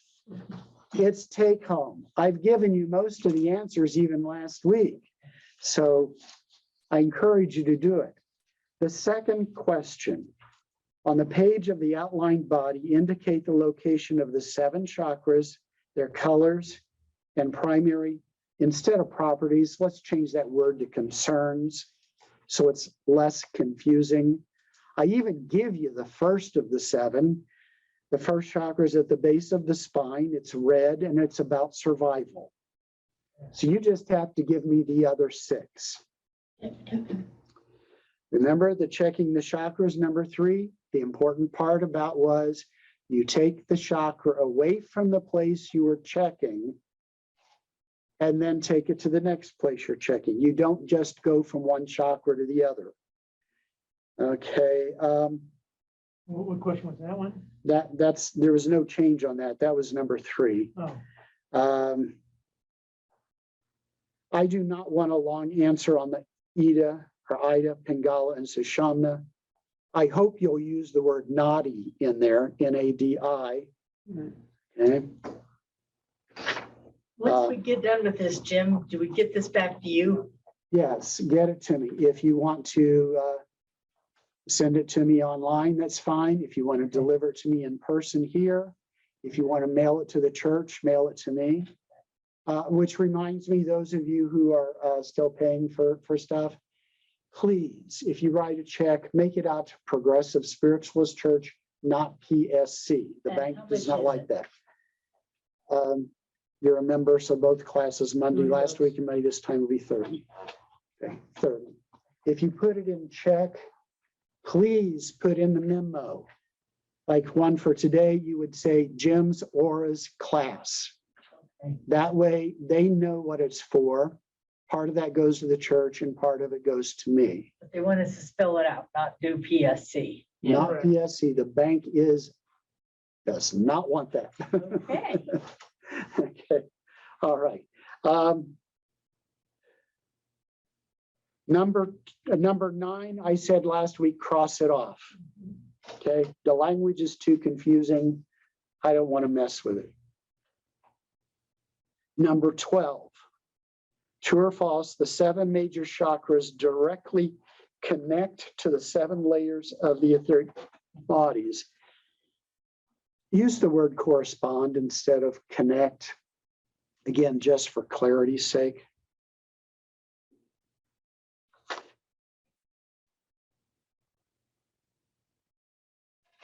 Right now, what I want you to add on there, I'm going to give you directions to get to it.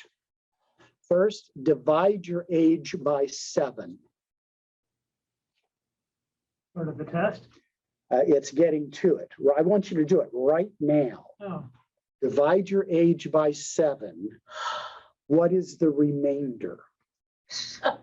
Okay. It's getting late, Jim. If you need help, say it. Yeah, I don't. Like I'm age 70. So there is no remainder. Divided by 7 comes out to 10, no remainder. Oh, okay. Okay. Anybody need help? no, Please, anybody, online or in I here? have no remainder. no. Okay. Same with me. Yay. No What does remainder. that mean? Okay. It means we're One getting way, 30. we talked about each one of the chakras developing at certain ages.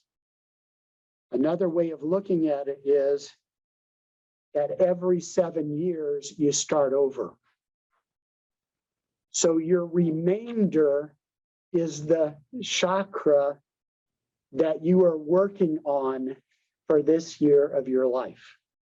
Plus 1. Oh, very interesting. So the year 70 we are working on our physical survival level, the first chakra.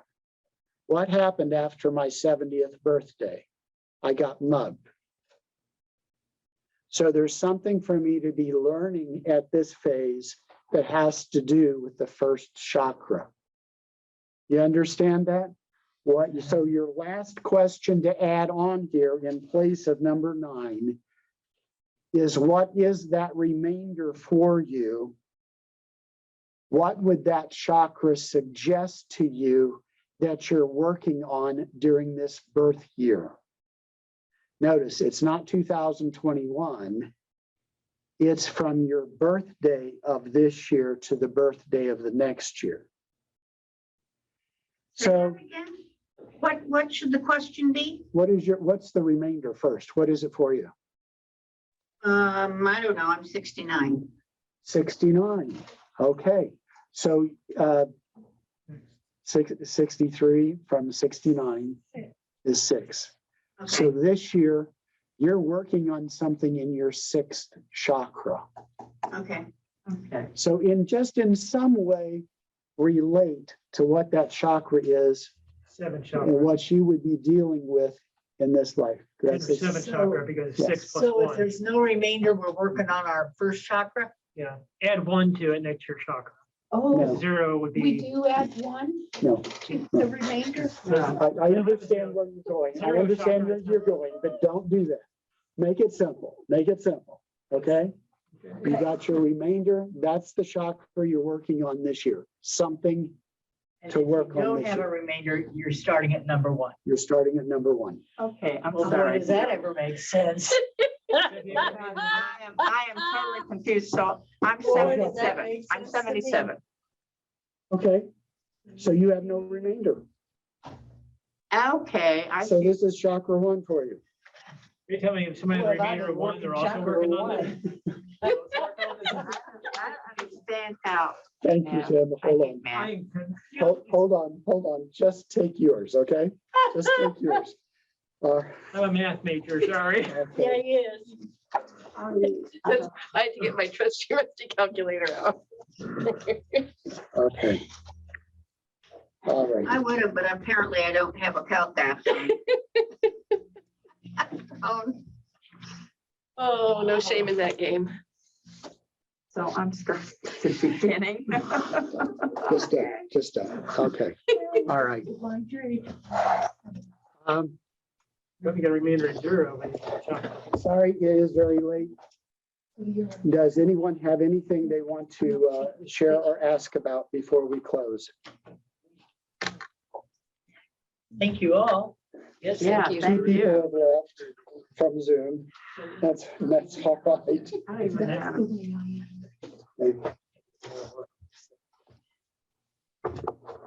All right. I thank all of you very, very much. Yeah, thank you, Jim. I forgot to tell you, those handouts you got, the 2 that are in, that you'll be getting, okay? It's just about looking at the chakras and what they mean. Is that an issue? Is it a chakra with an issue or a chakra that's strength? You'll get a single page deal here. And it has a couple of sentences about first and third chakra. Again, describing what you would be dealing with if those are your issues. That's all it is. It's for your own enjoyment and pleasure. I'm going to pray us out then. I'm just taking the last of the census. I got it done. Okay. Mother, Father, God, what a time. No matter what year of our chakra development we're in, what a time. And each time bringing us to a new normal, something different this year than last year, but always an opportunity to grow in the revelry of enlightenment. Thank you for your love, your presence, and all those wise people who came up with systems to help us try to understand who we are, our relationship to the universe, and our relationship in even bigger picture with you. In gratitude, we close. Amen. Amen.